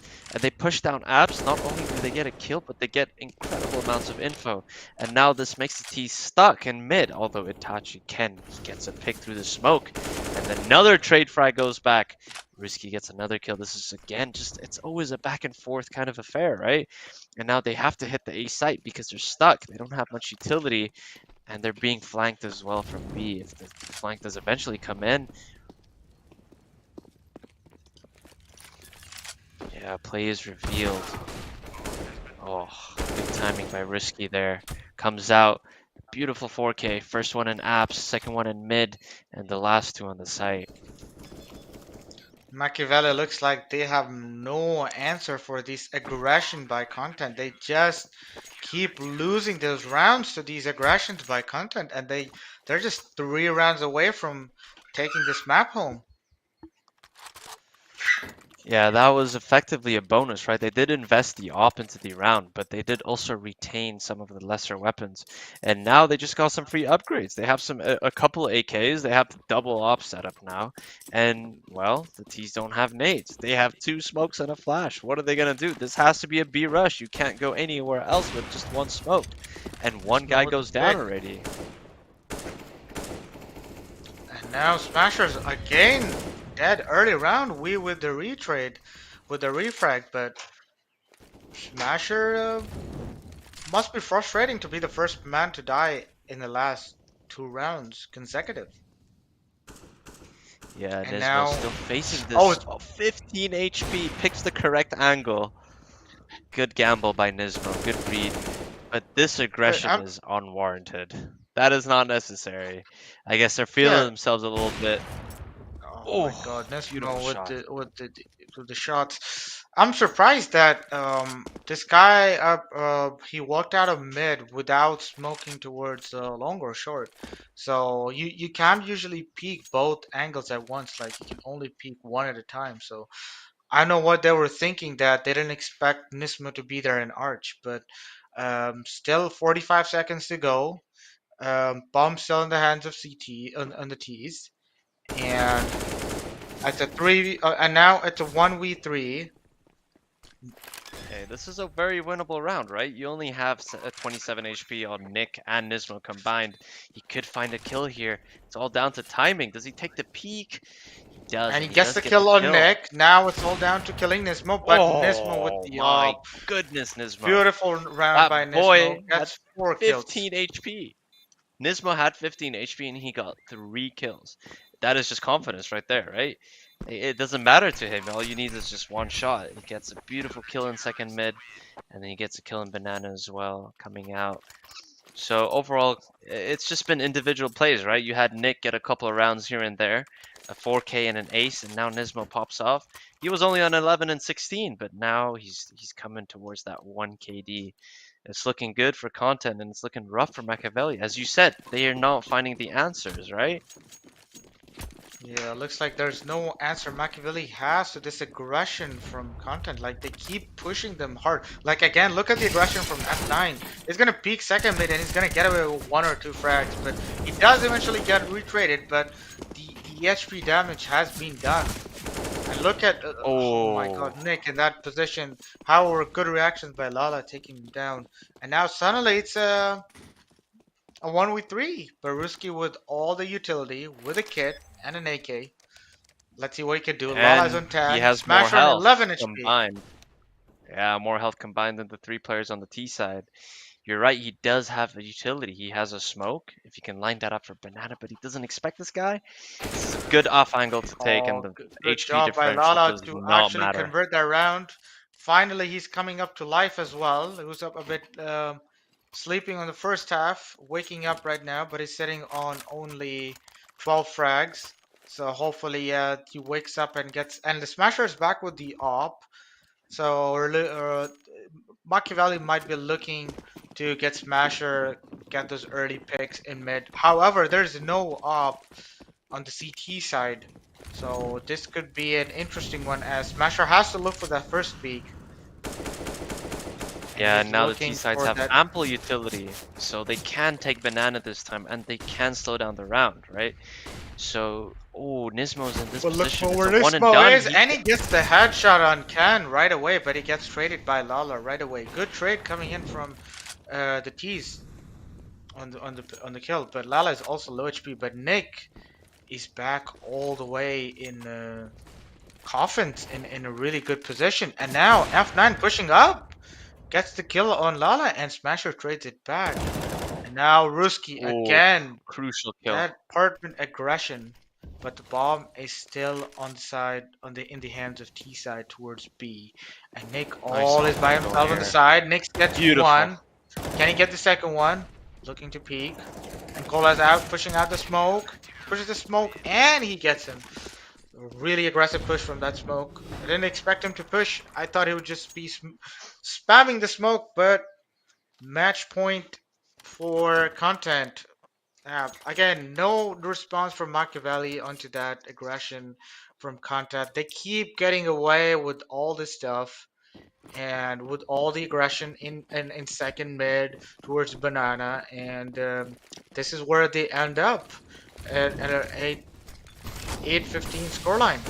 And now Cola Oh, here again it is pushing again. Banana, He played with aggressive, Nick. going for 3 picks. Beautiful Oh my flash by Nick goodness. to support his teammate. Cola gets 3. Nismo Yeah, gets taken Cola down. was a. Itachi takes 1. Smasher takes Oh 2. no. And now it's all down to Rusky. They know he's behind the smoke. And now it's all down to Ken to keep them Oh, what a alive in the series. And he gets the kill. And wow, that was back and forth.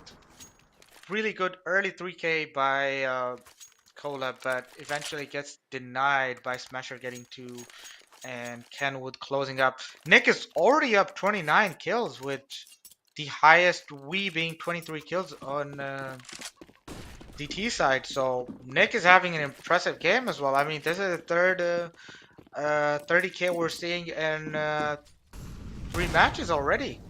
Oh, F9 with a beautiful shot. And Nick gets taken Yeah, down I by mean, Wood with that Mac 10. in terms of aim, I think both teams are quite similar, right? But content, evidently, they're putting more thought into these rounds. Like the round before, Cola set up Nick, and the time before, Nick set up Cola, right? So let's see how this one turns out. It is a force buy from content, and they have the info Oh, that look they, at they where know they're going Nismo B. is. Look where Nismo is. He pushed up all the way from Mexican. He can catch them all off guard. Good Molly. Stops the push. They can focus on the B site now. They just have to find this one player. He has to play timing. Cola does not play the timing well. So now they know where the last player is. Good smoke again. Utility. It does fluff a bit, but that's fine. They do have the space here, the T's. They can plant the bomb quite safely. Good flash. Oh, Nismo takes out 1, and now it's down to Lala, who's only got a Galil and 79 HP. Nismo's gonna check all these angles and he doesn't know that he's all by coffins. Can he get the timing? Ooh, No. just a pixel missing from Lala. Doesn't see Nismo rapping now. He But might have a false sense of Lala is now security. looking towards construction. Can Lala get the kill? And Oh oh my god, what no! a whiff from Nismo! And now Makaveli still staying alive in this Yeah, game. that was a false sense of security for Lala, right? He clears CT. He doesn't know that he's not there. So it's almost like just Lala got lucky, right? That Nismo whiffed, as you said. Nismo played it. He doesn't know it, but he got lucky there, and he just couldn't capitalize on it. So now again, it's an interesting buy for content. They have armor backed behind these pistols, but no utility really, and no rifles, no real guns here to follow up. Let's see how they approach it. Teaser Makaveli going going for slow. an aggressive banana play once again, throwing some nades, taking the banana control, but no presence in mid. But F9 with that tiny pixel through the smoke gets the kill. And now look at Ken. He's all the way in boiler, and he gets the kill on Nismo. The info has been passed on that there's one guy in A, but now Ken is gonna be looking for that lurk towards A. He's already still in mid apartments. He knows there's one Oh guy here, no, gets the kill on Ruski. Risky. So now he's gonna You give gotta that hit vital those. information to his team that bomb site A is open for business. So his team is slowly gonna start make the way towards bomb site A, while the last two T's are still in banana, picking up those deagles. Cola still with the armor, full armor, with the head armor. Will be able to get something if he gets it, but we on the perfect positioning to stab them in the back. So now it's only down to Nick, who's been having a phenomenal game on Inferno. And now we takes it out. And also we has been playing remarkably, as in he's been getting those entry frags, he's getting those important frags where the team needs it. And given that content is still on match point, but Makaveli are catching up on it. They're only 4 rounds away from overtime. So this is looking promising Yeah, for with the sure. momentum going Makaveli's way. They just really need a couple more, right, to feel more confident in their plays because these rounds are still tight, even if they're ecos. Again, another pick with the deagle. This guy's crazy. He's gotten 3 one-taps in the past 3 rounds. He's helping his team out here, but I guess he just gets traded. Nick goes down. Unfortunately, the heaviest hitter of the team is out, but they still do have 2 more people on the site. And Ken is lurking on A, so he might want to come and help his team here because it's effectively a 2v4 on the B site, and they are forcing the issue. They are pushing with the bomb. They've used their utility to get into the B site, but they decide otherwise. They cancel the plans. They throw another smoke, and this does not force rotation from Cola. Cola is standing strong on the A site. He knows that Ken likes to lurk here, so he's not really moving, but he might miss his timing. Thing is, Ken does not know about Cola, so that info will not be relayed. Can Cola get a kill? But no, it goes both ways. It's a double-edged sword, right? Cola doesn't know about Ken, and Ken doesn't know about Cola. But But oh Lala this no, time there in. it is. There it is, So a now double-edged bomb site sword. A is Goes all both open, ways. and now they know both players are in B. And by now, 669er has the information passed on. The last guy is in Behind CT, you. Oh, and 69er is being a pretty valuable player to this team, getting those important frags, making that impact where they need to. So looking forward to see him make some clutch plays in this best of 3 series. And now 12-5, the gap closing. Just 3 more rounds for Makaveli to take it to overtime. All they need to do is win this gun round. So content is not gonna, the CTs are not gonna have a good buy again. And then that's their opportunity. That's the window they need to take and bring this one home. And looks like a fast banana execute coming out. this could be the decider, right? This is so important. And They're a still good sticking on flash this coming up banana from take. Smasher. Oh my god, the timing on Cola, and the timing and the difference of reflexes. Oh, he should have. Smasher gets Yeah, he had to instantly leave gets traded. earlier. Yeah, that's So it's just bad instant trade timing, right? He could have happening. bought it out with the flash, but he decides to stay, and he gets punished for it. This is Oh, a good Nismo position. on the top of that ball, Oh, that boost. Oh, nice map awareness by Nismo. So he gets that pick. So yeah. again, advantage on the CTs. That lurk by Ken is very crucial, right? It's what won them so many rounds, and this is pretty much what Inferno is. It's conditioning and lurking. So Ken has successfully lurked so many times. He's getting so many picks all around the map, catching CTs unaware. But this time he gets taken out. Nismo is a decent anti-play, right? It's a counterplay to that lurk, prevents Ken from going, but now the focus is on B. They're forced to play this hand again. Nick gets a kill, just swings out the smoke, and he's just sitting And he there. gets There's a another gap he's one. abusing. Yeah, this is And tough. now it's all down to Nick to salvage whatever he has and take this team to an overtime. Two players left to find. Ruski is coming from construction. And who's looking to close the gap on him? And Risky will eventually get the kill on V, but a close match coming in. I mean, I did expect it to end at 8-16 or 9-16, but good fight shown up by Makaveli on the T side. They did start to Hmm. slowly come to life on the second half. So yeah, I'm looking forward to see how they do it in the next map, which is Dust 2, which is a puggy map. So let's see how these teams adapt. I mean, Smasher is not having such a good game, but some of the players like We and Ken, they're having a really good game. And Nick, on Oh the other yeah, for hand, sure. on this guy is just having the time of his life. He's having the best Friday of his life. So I think we're gonna take a quick short break, and then we're gonna come Hmm. back. We'll be live with the second map, which is gonna be the Dust 2. So please stay tuned and don't go anywhere. We'll be right back.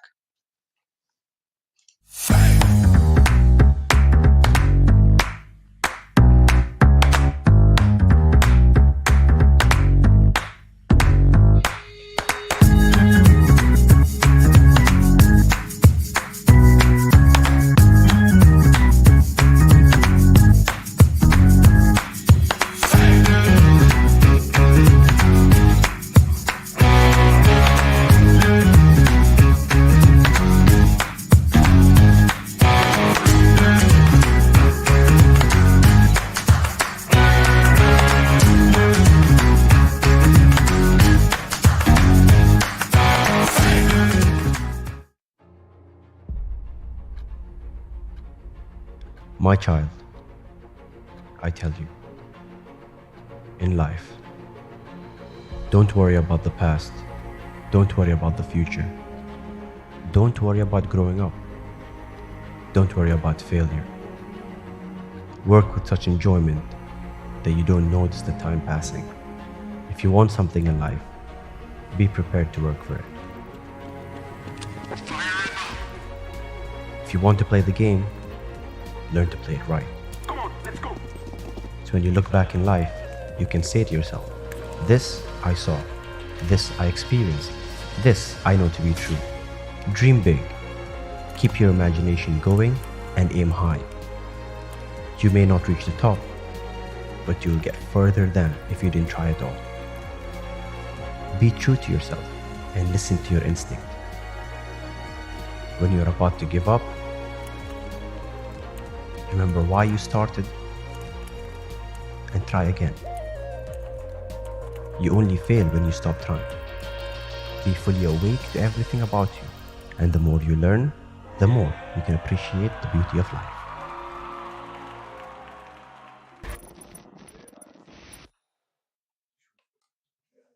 WASD. Donc, W, ok, oui. Non, non. Presse W. Non, presse W. Ok, avance.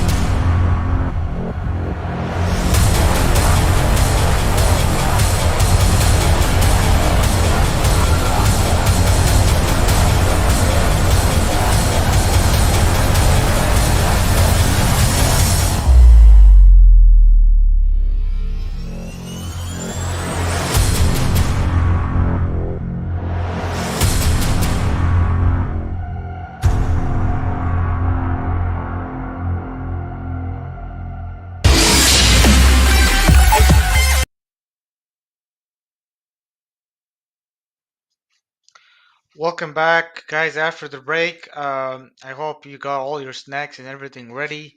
So, yeah, before we move on to the next map, real quick, let's quickly dissect what happened in map one, Autumn. If you could quickly sum it up before we head to map number two.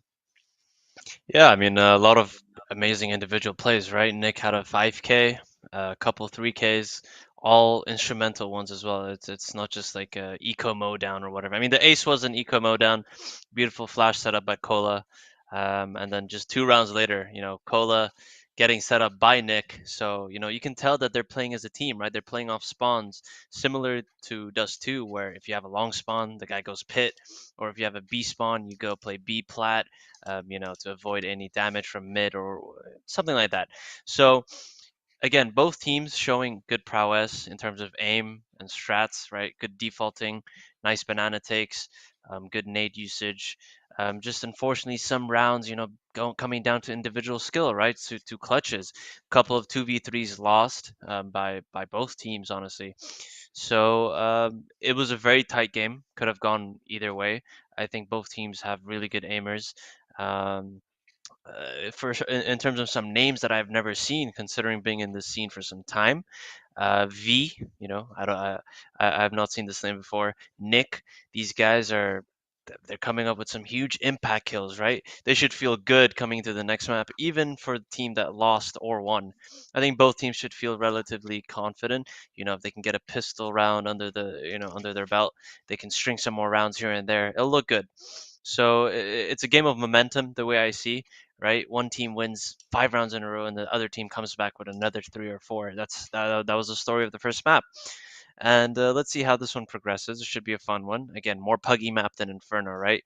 You can do fast short takes, B rushes, and Molly isn't so strong on Dust to, let's say, stop a B push as it is to stop a banana push, right? The amount of damage you take is probably less, and you can win rounds with less utility. As a map like Inferno, you need 2 smokes, 3 smokes. You need to pump fakes, and Dust. It's not too much like that, so should be maybe even more faster pace. We'll see what happens. It's going to be explosive again, just like Inferno. Well, I look forward to some explosive action again. It was really good to see some old names pop all over the kill feed instead of being at the bottom of the scoreboard. Before we begin, let's huge shout out to our sponsors, Moon Nation, Republic of Gamers, End Timer, and of course, special thank you to Golden Hall for making this LAN possible. And yeah, it's gonna be a good tournament. This is only day one, guys. We got a lot of action coming your way Saturday and Sunday and the next weekend. So don't worry, this is just the beginning. We got some good Counter Strike coming your way. I believe we'll be starting very shortly, and I believe we'll be going to game very shortly. So, what's your prediction before we jump into the game? What's your prediction for this map? I would say Mm. 16-14. Any Ooh, team in but terms of 16-14. scoreline, it's a bit tough, Yeah. right? Because both teams, again, it can go back and forth, and it could be a momentum game. Dust 2 is very much a confidence game. Let's if you can do 5 B rushes in a row, that is spectacular, right? So let's see what happens. Your pistol round is starting now. CT's opting for Makaveli 2 starting on flashes. T, and CT's content starting on CT this time. It's a bunch of Yeah, aggressive standard plays long coming in take here. for long. No presence for CT on long. They decided to go for short control, which is just fine, right? You either take short or Oh, long. You the don't have to smoke take both. landed perfectly, and now all they gotta do is just cross off long. Nice pick by Smasher on Cola, even though it was full flashed. But Yeah, being there's able quite to. a gap. Oh, Oh, what a beautiful huge shot shot by by Ken. Ken. But the bomb is going B. This is all a fake, right? And the fake is working perfectly because they did get the kills. So, I mean, when it comes to faking sites, Oh, you the don't always Deagle have to get Smasher the missed on kills. short, and Nick now Oh, can and Nick recover that again. Deagle and do a lot of more damage. Oh my god, Oh my now goodness. Nick is looking dangerous as ever, and there's a Deagle for him he could pick up on. and Yeah, but work he with it. wasn't aware that the bomb's actually B, and he still doesn't know. He just realizes now, and it's way too late. He does have a kit, right? And he does have full armor, but it's too late. It doesn't matter. You better just save this kit in full armor. You can upgrade to head armor next round. Yeah, You if can he get could maybe try a to save deagle in that there. deagle as well on A short, then he could do a lot of things. But that's a really good fake by Machiavelli. They came prepared that this was the play, and just to bring it up, so the strat Machiavelli went with was I really can't remember the name, but they usually get one of your guys with the armor, and the other guy drops him in P to 50, and the other one grabs the smoke. Yeah, it's a So if raid you have box. one, yeah, a raid box, got it. Yeah, so that's usually a really old strat. This team is executing, and it's really good to see that these guys are still following the old fundamentals of Nick Counter Strike has and an then being able M4. to. That's crazy. What is this guy doing? He's got an M4. Just check his PC, man. Yeah, it's a second Check round. his Why does he PC. have an M4? That's Check his crazy. PC. Anyways, Yeah, Nick is feeling um, himself this game, huh? He's doing great. especially with the new M4A1 buffs, like it's been like it's literally a laser gun. Just Oh my you can just goodness, mow down Nick. people with 4 bullets instead of 6 now. The AK requires 6. That's why you can get like 3 bullets and you're dead because the new damage buff. But overall, I mean, both guns have their differences. But again, 3v2, very close round for Machiavelli even right now. Two Yeah, scouts. valiant effort by That, Nick, right? I mean, he gets two. He does his job, but the rest of his team is they don't have much to work with, and they were relying on Nick to get maybe more than two. But it is and still a 2v2 and now retake, and there was it's a a smoke. possibility now. And they got an M4 and they got a kit, but no armor. That's gonna be hard. The aim Oh, punch nice try. and Ken able to close this one out. Ken is having a nice game even in the previous one. So we also got the logos of the team in. So thank you to our shout out to our broadcast team for working hard and to our broadcast and production team for making this happen. So back we go into the action. So 5 deagles, 5 armors. Oh, just one guy without an armor. Actually, 2 of them didn't buy armor, so keeping their money intact, not taking too many risks. But Yeah, I it's just don't think they will be able to afford double ops, right? Double opping on Dust 2 is very, very strong because you have those long choke points, which are also tight, not just long, right? You have outside of B tunnel, it's just a straight line, and normally the T's offset that by throwing a lurk smoke. Nick, again, getting kills. I mean, this guy's on that's fire. We will definitely see more from him in this game, depending on what gun he picks up, whether it be the M4 or the op. But let's see now. Itachi Ken is on fire as well. He has 5 kills already. It's only been 3 rounds, right? I think when it comes to this game, Makaveli, they need Ken to step up. They need V to step up. And I believe Smasher is the opera for this team. Oh, but there is a pause. Kola has timed out. So hopefully we go in a quick technical timeout here. The round might be played out.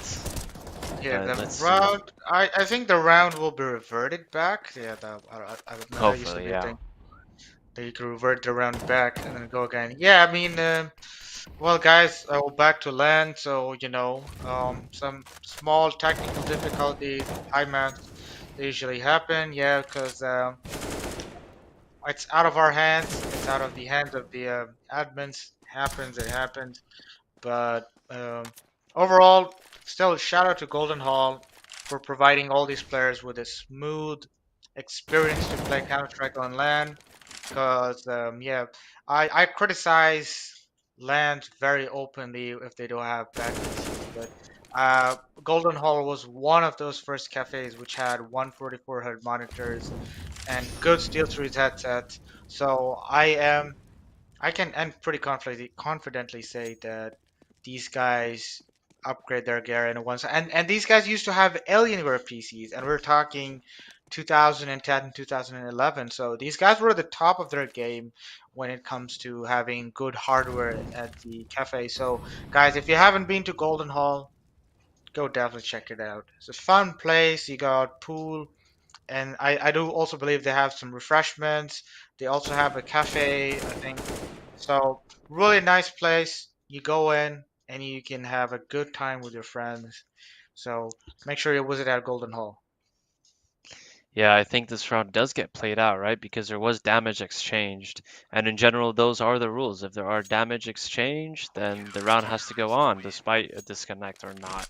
And somehow CT still managed to come up with the win, right? They had a DC and they still managed to win the round. So either ways, show goes on. And now the T's don't really have much money, but luckily Lala was able to save that AK. That might help them moving forward. Smasher is able to get armor if he wants. And no, he does not have any armor behind that. No nades as well, so this is a big round. It's do or die for Makaveli. If they lose this one, probably going to end up 3-3. And it's a nice pick from Smasher. Quick long spawn. That's what you love to see. Oh, Adaptation to Kola, your come. clones. The opping. Oh my god. 2 picks. Can he go get the third one? I was trying to get the third one, but 6-9er says no, denied, and we with the frag as well.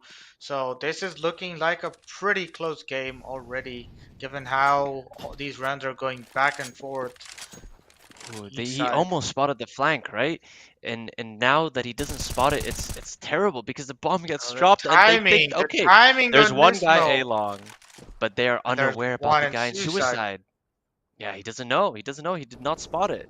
They're only going to clear long, and that's exactly what's going to happen.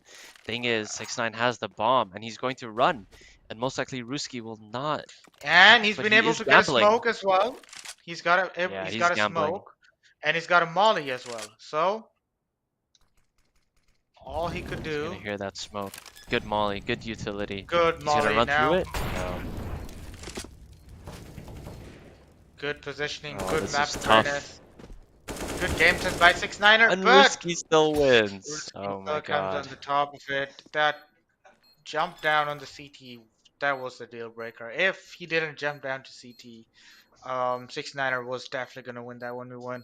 So great 1v1. It could go either way, 50-50.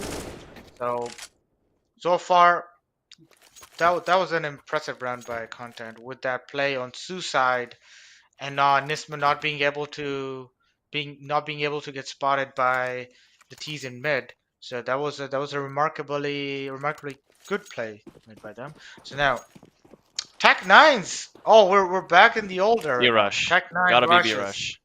You see 4 Tech That is 9s, it's a B gonna be a rush. B rush.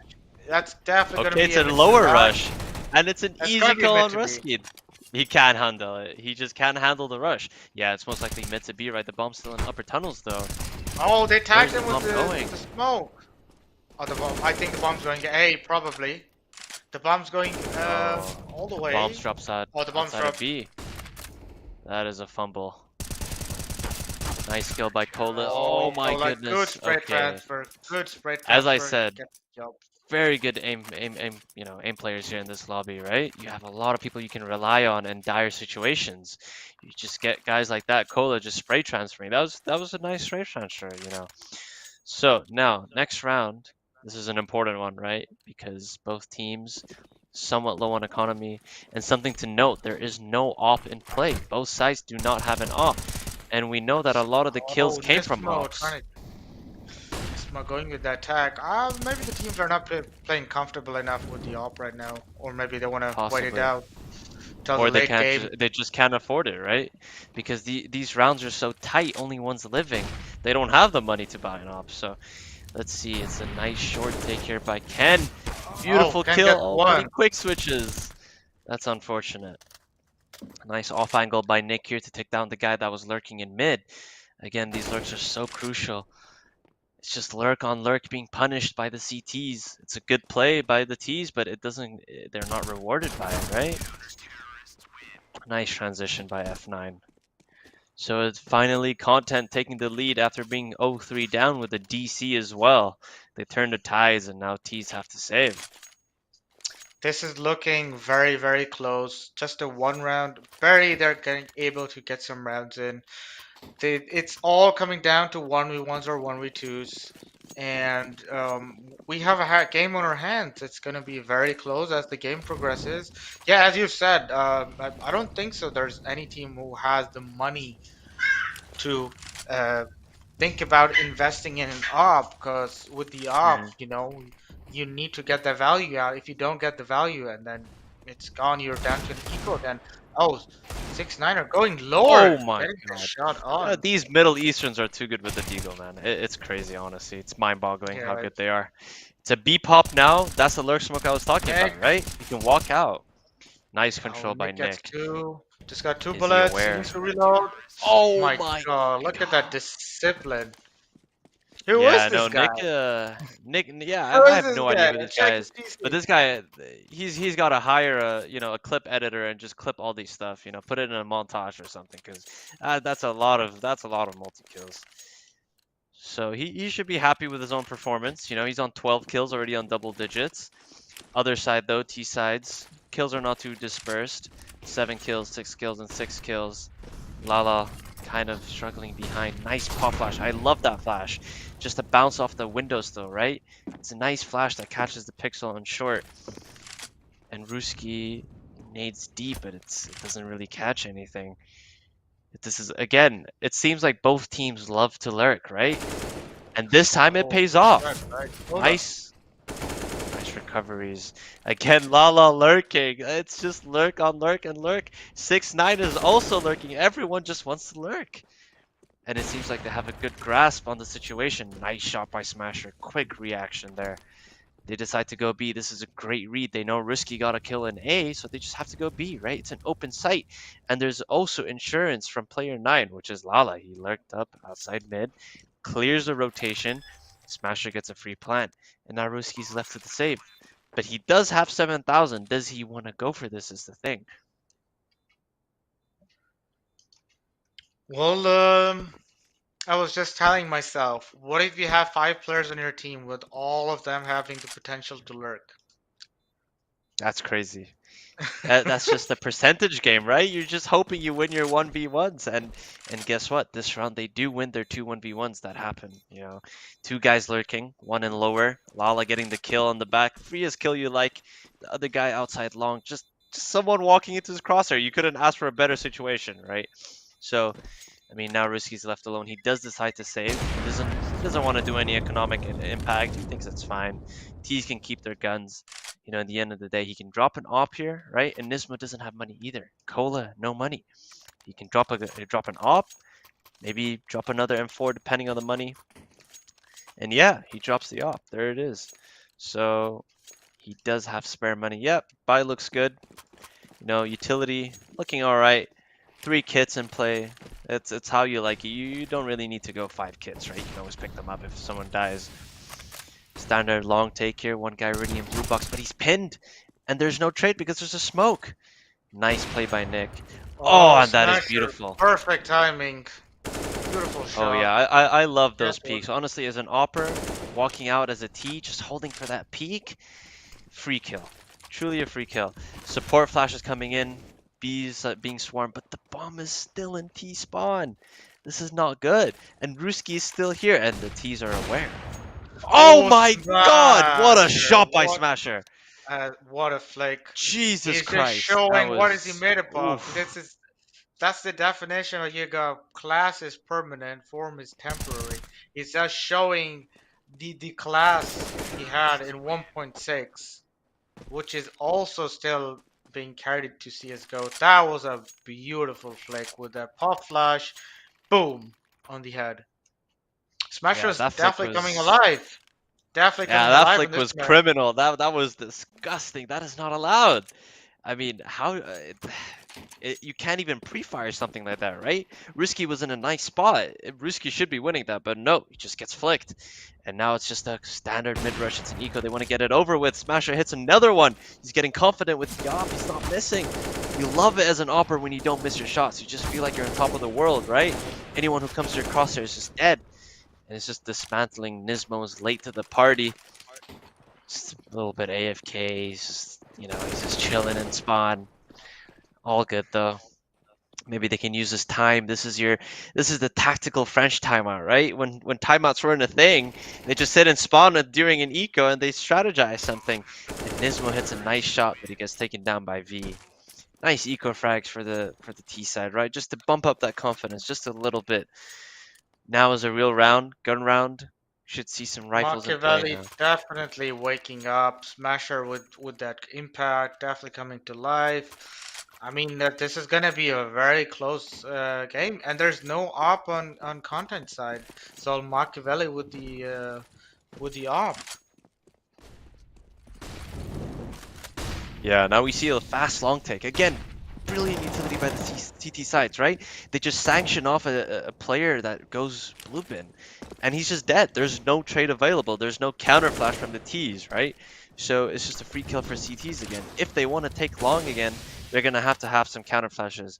Oh, that you see that's why that window molly or flash isn't used too much, right? Because it's easy to miss.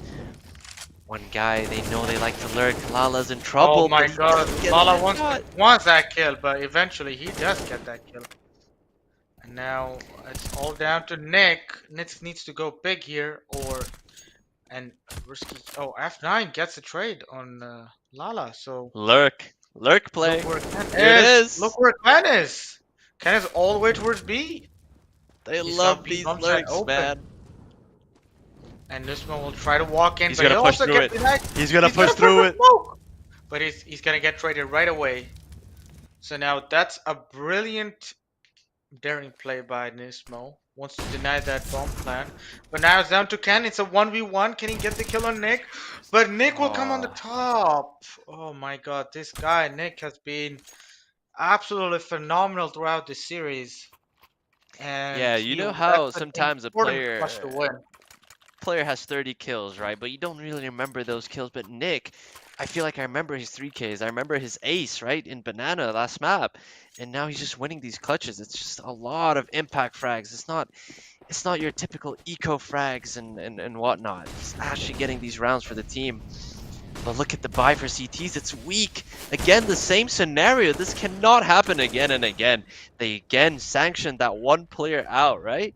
And the Ts are opting for this fast long play, which is a good play. It's the right thing to do. But you gotta back up that one player that's there. You gotta counter flash for him so you can swing out together. Oh, But beautiful here's the pop counter flash from play. short. Running up short. Okay, Nismo gets the info. They know Oh, it's an A Nismo just hit gets now. the info. I think he also spotted the bomb as well. So Nismo knows the bomb's going to Potentially, hey, yes. we can pass out all the information. We needs to get that kill. And Smasher gets the kill with the op. Nismo's down, so the lurker's down. Good call They here. might. Oh, look at where Ken is. Ken is all the way. He It's cleared just the B. lurk, right? It's the lurk again. So he just pushes out B. They know that the CTs are prone to rotating. And now you have a guy again lurking in A just as the anchor, right? Just to make sure rotates don't come and buy that precious time. And he And we manages get to get a one kill. more kill. And he's still over there at the same spot towards A. Well, the rest of the team. So this is the play Machiavelli is gonna keep going, and content is some rounds they're able to work around it, but so far they're having little success in holding those lurks down because the lurks happen and then there's nothing um, team content can do because there's one guy always gonna clear half the map and there's information passed on the T side. So Machiavelli has finally got the answer for content, but will they have the answer on the second half to content's T side? I guess we'll find out real soon as we close closer to the end. We're at the almost at the end of the first half, 6-7, very close scoreline. Also, just a clarification. So this Smasher is the OG Smasher's younger brother. So that's not the OG guy we know, but apparently it's his younger sibling. And he took up the same mantle of his brother and carrying out the torch. Oh, good Oh play by no. Cola. Nice move, nice. That was just beautiful to watch how we But that was clicked just on a to fake, the right? second kill. So it pulled everyone towards the B site, but again, they just seem to keep hitting the opposite site, and it's actually the A site which is the target. But the one issue is that the bomb is still outside long. There is a slight chance if there's a timing for the CTs, but it seems unlikely, right? There's no one really CT. Only Nismo's holding the cross, and he's unable to Nick, get the look, kill. look where Nick is. Look where Nick is. Oh, nice shot by Lala on Nick. So now they got the advantage. Lala, man, this guy. been fragging out where the team mid, but Oh, Nismo with 2. Now it's a 1v1. Lala, you need to clutch this for your team. If you want to win this game, you need to win that clutch. 1v1. Bombs down. Nismo full health. Lala 48 HP. Nismo going for that kill. The bomb is spam him. and Nismo gets Beautiful it. 3Ps. Confidence. The confidence on Nismo for jumping on top of the box, not spamming, and making sure he hit that shot. Beautiful. Yeah, 7-7. Still very close. nice, This calm, cool, and methodical, right? He doesn't force the issue. He slowly clears his angles, waits for a mistake from Lala, and if it doesn't come, he knows he's stuck in NBK. He's stuck in that little corner there. So again, it's just back and forth, right? A lot of rounds going the way of the team that's not supposed to win the round. But again, they have a B spawn. This could be huge. There's only one player going B. It's just one guy to hold it down. They've been hitting this long sight so many Oh, times. look at Risky. He's Oh ready for no. this. And this is gonna be that's brutal. He might get the ace, but it Yeah, looks like a. And this is just gonna be. it's unfortunate, honestly. It's just it's a bad read, unfortunately. There was only one guy on the B site, and Ruski pushed down lower. He got info. No one is top mid, and he just wipes them out. So it's a good half, back and forth, you know. Again, three straight rounds for Makaveli, and then 5 straight for Content, and then 3 straight again for Makaveli. So as I said, it is a back and forth. It is a momentum game. It's a confidence game for both these teams. Now I see a smoke and a flash and a deagle. Okay, so this smoke might be going short. This is very important where the smoke goes. Both teams going to be fighting for long. They're flashed and instantly dead on V. Nice Lala trade trying to back from fight back Lala. with that long position, but no, Nick is instantly gonna kill him. F9 with the crazy maniac with the Deagle. With no armor Deagle. Oh my The goodness, this guy's mini glass crisp. cannon. Oh no, not the Look at knife! this Oh, block. it's coming. Oh He heard the no, knife. there's going to be That some was spack talk. There's gonna be some talking in chat. There it is. A little bit of banner that apparently. These extra guys are good money, friends. that 1500 money is always worth it to nice. Oh And yeah, like and it's Valorant, you insult, don't right? get. Yeah, in Valorant you don't get those 300 that extra money unlike True, CS:GO. true. So It's that not really knife worth kill, it. yeah, this knife kill in CS:GO always worth it for that extra 1500, especially on a pistol round. Now look at the money they're gonna have onto this round. So That they can afford 3 AKs. Makaveli. Yeah, they go for the force, right? They don't want to save for the op. Oh my god, This F9 has. He just wants to mow them down with the Deagle. He Yeah, just this guy walks in. this guy has a trigger bot on his deagle or something. He's just going crazy, hitting headshots every time. V's also got one. Risky gets 2 kills with the Mac 10 caller, returns back the frag, and now it's all down to 669er, who is playing long and will eventually get shut down. So now it's all down to Makaveli, just starting to feel the pressure of this best of 3. So now Yeah. let's see how this one goes. So Because the first gun consequences of round forcing. is not gonna coming out. Yeah, so they're just gonna go with a bunch of deagles and they're gonna look for the buy round in the upcoming next round. So that's gonna take the score to 11-7, which is safe to assume. Looks Correct. like And it. you see Smasher saving for the op, right? This guy's insane with the op. You really want to see it in his hands again. Make some magic work. Again, And these guys are 6-9er. so good with the deagles, man. How did he keep doing it? How? There's no Castricers here. This guy's still hitting shots. Do they realize that they're being stacked on though? All 3 players left are on A. Do they want to hightail it back to the B site? No, they want to take the fight. They know they only have USPs and deagles. They want to keep fighting. Nick is feeling it. He's hitting these shots. Ooh, perfect gonna- molly. Definitely flushing him out. There it is. And now it's only down to Wee with the USP. Oh, I guess it didn't go on Risky, but unable to finish him off, so. Yeah, and damage is not so consequential in CS as it is in Valorant, right? In Valorant, you take damage, you got to rebuy your armor. CSGO, nope, you don't really need to, right? It kind of stacks up your armor. As long as you have that head armor, it stays on for a few rounds. So again, that damage not really worth much.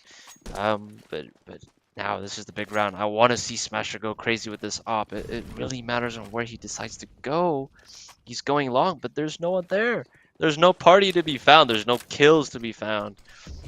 It's just it's a bit of a spread for the T's, a bit of faking and prodding all over the map, right? You have some breed pressure from Ruski, and you have someone holding the long doors push, C4s just all the way in mid, and just a crazy push. Insect trades coming out in mid. Like, there's no time for Cola yeah. to not just look away. He just keeps on getting those retrades instantly now. Yeah, this Again, should propel the Makaveli push in to B. trouble now.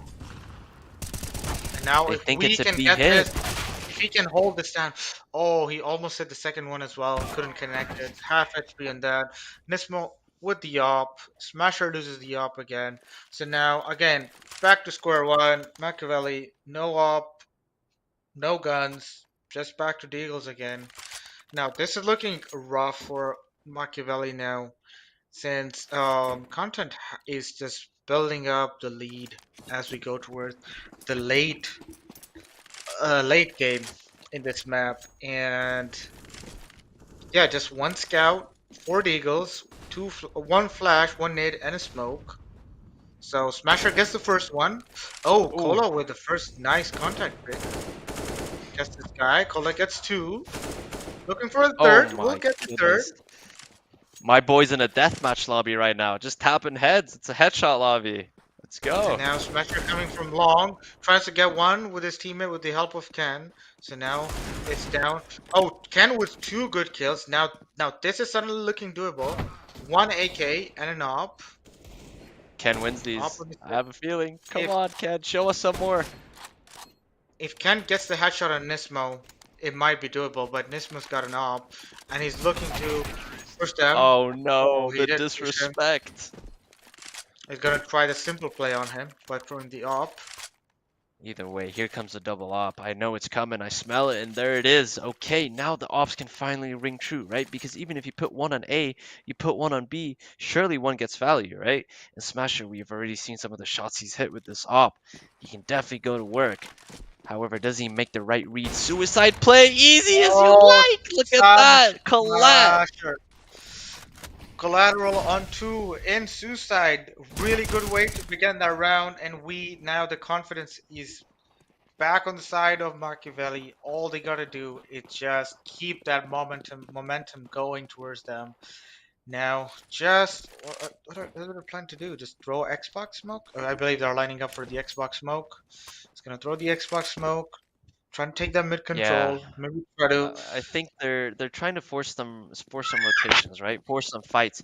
And you can see that 6ix9ine and V, they are kind of posturing towards these players, but no, they stand their ground. They don't want to lose any players. They know that their economy is not good. It's running thin. So right now, I guess they're just having a little pep talk, right? They just want to throw some smokes. I think just getting a few kills here would be good, right? Content has good money. The economy is looking nice. So there's a smoke probably for Xbox or either mid. I think it's a deep CT actually. Makaveli just needs to make sure they don't have any more casualties in the round. Any more casualties would put them in some trouble, because yeah, 1 kill, that's okay, but you cannot afford to lose another member, because that would ruin the economy, and their goal should be to build that economy. You need that money. You need to build that economy so you can get the momentum for a couple of rounds, close the gap, tie up the score, and then think that it's a fresh new game, reset, take it 13-13, and then think about it as if it's a new game. But looks like the momentum is coming. And yeah, I mean, look, Smasher, beautiful 2 openers, right? That's what I was talking about. You have 2 ops now. You have the liberty of going to either site. You could even go mid, and he does take the right gamble, and it absolutely pays off. I would like to see more from Smasher, but he gets taken down. It's a little bit too predictable. You can't do the same play like that twice in a row, right? You're gonna get countered. Either way, it's a fast long take by the T's, and there's only 3 people. Wait, there is 3 people here, so how is the CTs going to approach this, and are the T's going to read this? They are splitting the site, however, and short is quite open. There is no fight being taken right now. That's a very good point. That there are 3 people in A side and 3 people in A long, but the backup is coming from A short, and then F9 with 2, Risky with 1, so that's A side all clear, and now it's all down. Can he do the impossible? Can he get this clutch? Oh, this one would be quite incredible if he does pull it off. But look at Nismo, he's creeping in. And that is a Nismo. simple flick for him. Yeah, I mean, look, the key pieces in Dust 2 are the oppers, right? You're looking for those picks. And Smasher gets taken down, and now he's broke. He does not have money for his favorite gun. And that is going to be a detriment for Makaveli. How were they going to get these picks? Their choice? They'd like to go with a scout. I mean, it's the same as the op, right? You just got to get a headshot. Let's see what he can do. Ken is setting up his teammate for a flash. That is a good pop flash to take long, but they're changing up the pace. It's a fast B push. Molly's out. Lala gets 1, Ken gets 2, can he get the 3rd? No, he can't, but the damage is done. The smoke is kind of subpar, but the information has been passed out. The damage has been done. Nick isn't down 18, F9 on 16 HP. So we has all the time in the world to come all the way from lower tunnel. And there goes but Ken look at that going, lurk smoke. pushing that smoke. And Yeah, now Ken's it's game all sense down is just superior. F9 knows there's someone in the tunnel, but yeah, good comeback by Makaveli and good job by Lala on holding that B with that. Again, we see a good hold from that car holding these players down, but now 14-9. This is a dire situation for Makaveli. They need to win a couple of rounds in a row, or without that, we are just looking at them going to the lower bracket and then work their way up. But as we say that, Smasher gets a pick on Nismo, and now the pop flash comes out from long. Lala gets 1 as well. So a change in pace by Makaveli. The coordination suddenly that's it. I stepping think it up. they've learned from their lessons, right? So they throw the counter utility that, oh, Smasher, you're a little bit too deep, my friend. But no, somehow he gets a kill with the P250. That's not how it's supposed to happen. But no, Cola gets a trade. But doesn't really matter. It's a 2v4, right?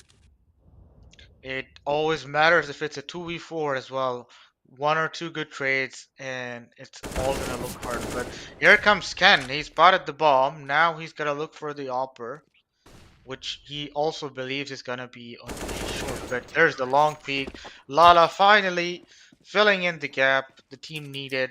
He missed that crucial clutch on the first half, but he's definitely showing up that he's worthy and staying on this team. And he's hungry for that win, and he wants to take it to the 3rd map. So 14-10 the scoreline. Now, what's the answer Content has to this momentum shift? This change in pace Makaveli has. The round deficit is only 4 rounds now. And looks like another B play coming in. I hope Lala... Oh, it's a mid... Looks like a mid to B play to me. 5 people Ooh, are I going love towards this lower smoke. This is a tunnel. lurk smoke on mid. It's great. Look at But it. the molly, but the molly by Ken, the molly by Pen slows everything down. And this could be a shooting range for Ken. That looks like it. Smasher gets 1, and Ken gets the other one. Oh! Kula, what a shot, jumping that down all the way. I think these Middle Easterns, right? They were born with the Deagle gene. How? Just how? Look at him. He's questioning. He's putting question marks in chat. He's like, "How'd you hit that?" WTF? You know, no way you hit that. You're jumping out of short and you 1-dig me. That's not fair. But again, it's almost like I'm watching FaZe, right? When FaZe buy 5 deagles, you're scared that you might lose a round because they're just tapping you. So, I mean, in a way, they're synonymous with FaZe, but here it is, the full gun round. It's another long take. How is the utility going to come out? They're already out. There's no counter flashes. The plays is beautiful. Flashes The are trades here. are The mollies incredible. are out. Look at the molly damage they've done. Ruski's down to 17 HP. Now it's a 3v4, but man advantage for T, but a low HP player. So 2 bullets could end life for Mr. Ruski. And F9 trying to clear that spot. Ooh, goes for that swing, but unable to get anything out of it. So we throws a nade on long. Oh, that's a bit of damage. And Yeah, now this look. position for the T's is really strong, right? It's very smart to take pit control and just put a player there. You can apply so much pressure and you can make it seem like you are hitting A. But here it is, the double pump, right? It's a hit on short. It's going to be a pinch, and now V has to go crazy. He has to get two here at least. He gets the first, and the second guy comes out. He's not aware, but Smasher's able to help him out and long.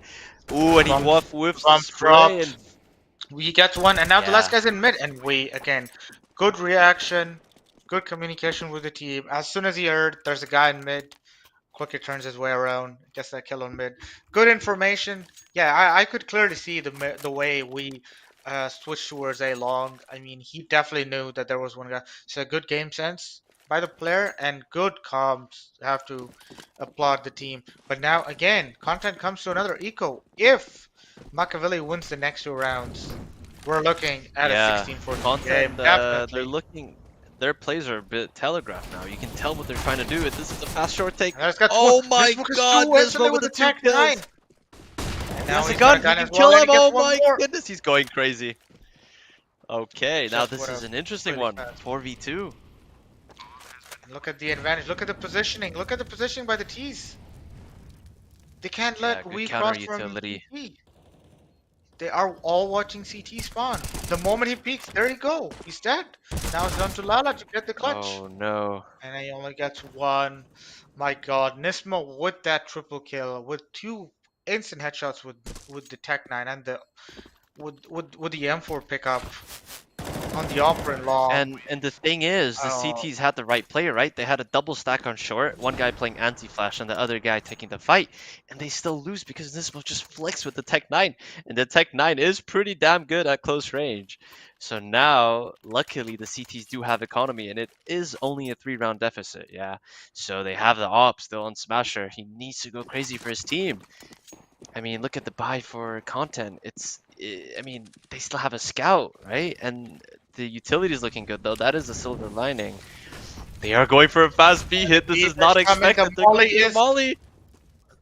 Molly has done a lot of damage, but Lala is unable to hold that side. They know Smasher's in mid, so they're gonna smoke that wood doorway, and now they're gonna start looking in. And there's one guy inside, but Nick! Nick Nick! is in car, just 3Ks! deleting everyone off the map.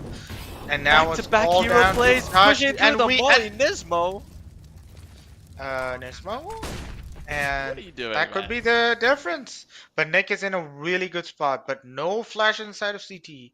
This is gonna be a really hard retake to go without any flash, any Nick, smokes. on Nick's for gets the one, ace! No way. and he No gets way, he Nick! Another closes the ace, game with an second ace. ace of the series. Oh, Oh my beautiful goodness, game. Nick. That was so close. It was back and forth every round, and at the end, Nick just was too good.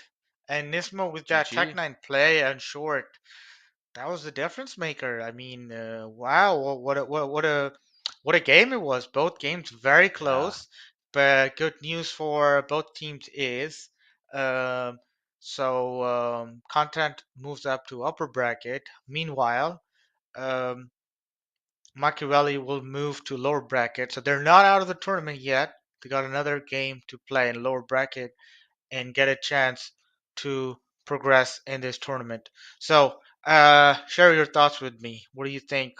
Analysis. Break it down for me, Autumn. Well, first of all, very close game. I think it's very obvious it came down to the hero plays, right? I mean, look at the last two rounds, back-to-back 3Ks, and then it turned into a 5K. Nismo and then Nick, just incredible shooting, honestly. The eco from Nismo, just hitting disgusting shots with the Tech 9, picking up the M4, killing the guy on long. It's just individual plays. I think Makaveli should be happy with their performance today. I think that this game could have gone either way. It was just a matter of, tooth and nail, right? So going away from this game, I think they should be confident going to the next one, even though that they're in the lower bracket. This loss shouldn't hurt them too much mentally. I think it should be fine if they just come up with the same thing. Smasher's looking great in the op. They have good riflers. They have incredible deaglers. So just keep up the energy. and don't be too hurt by this loss. I think both teams played great. It just happened to be that the crucial rounds did go in the other side, not Makaveli. So it's just a bit of unfortunate circumstance. Um, Overall, great game. Nice highlights. I think Nick is probably the MVP. I think it's undisputed, right? This guy got two aces Yeah. in the series. When do you see two aces in a series? That is incredible. So many 4Ks, so many 3Ks.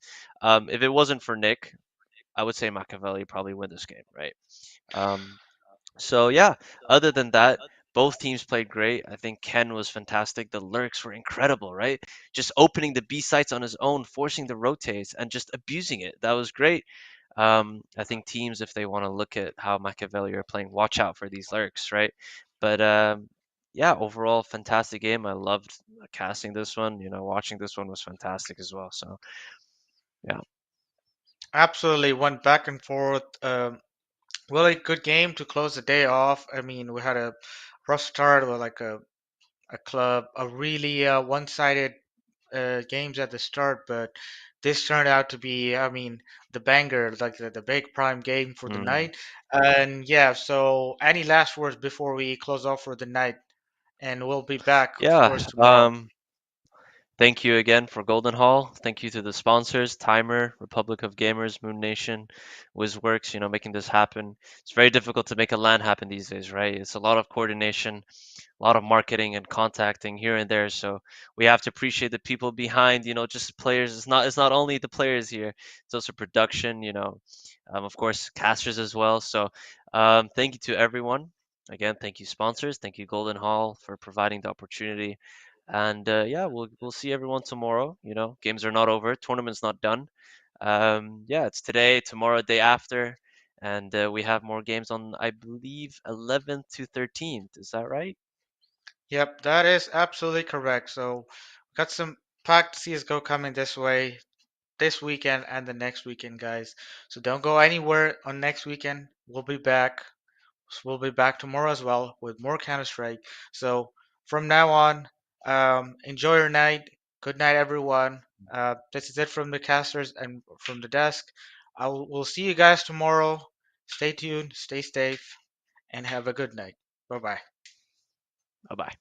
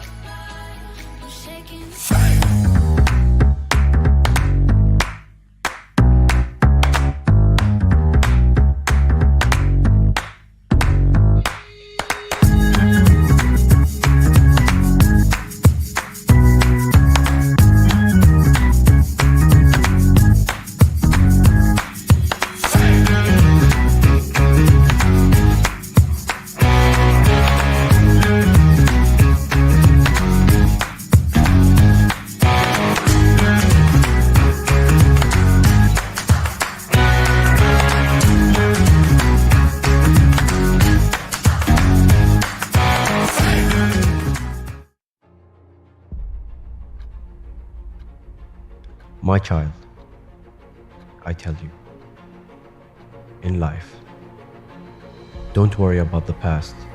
Don't worry about the future. Don't worry about growing up. Don't worry about failure. Work with such enjoyment that you don't notice the time passing. If you want something in life, be prepared to work for it. If you want to play the game, learn to play it right. Come on, let's go. So when you look back in life, you can say to yourself, this I saw, this I experienced, this I know to be true. Dream big, keep your imagination going and aim high. You may not reach the top, but you will get further than if you didn't try at all. Be true to yourself and listen to your instinct. When you're about to give up, remember why you started and try again. You only fail when you stop trying. Be fully awake to everything about you, and the more you learn, the more you can appreciate the beauty of life.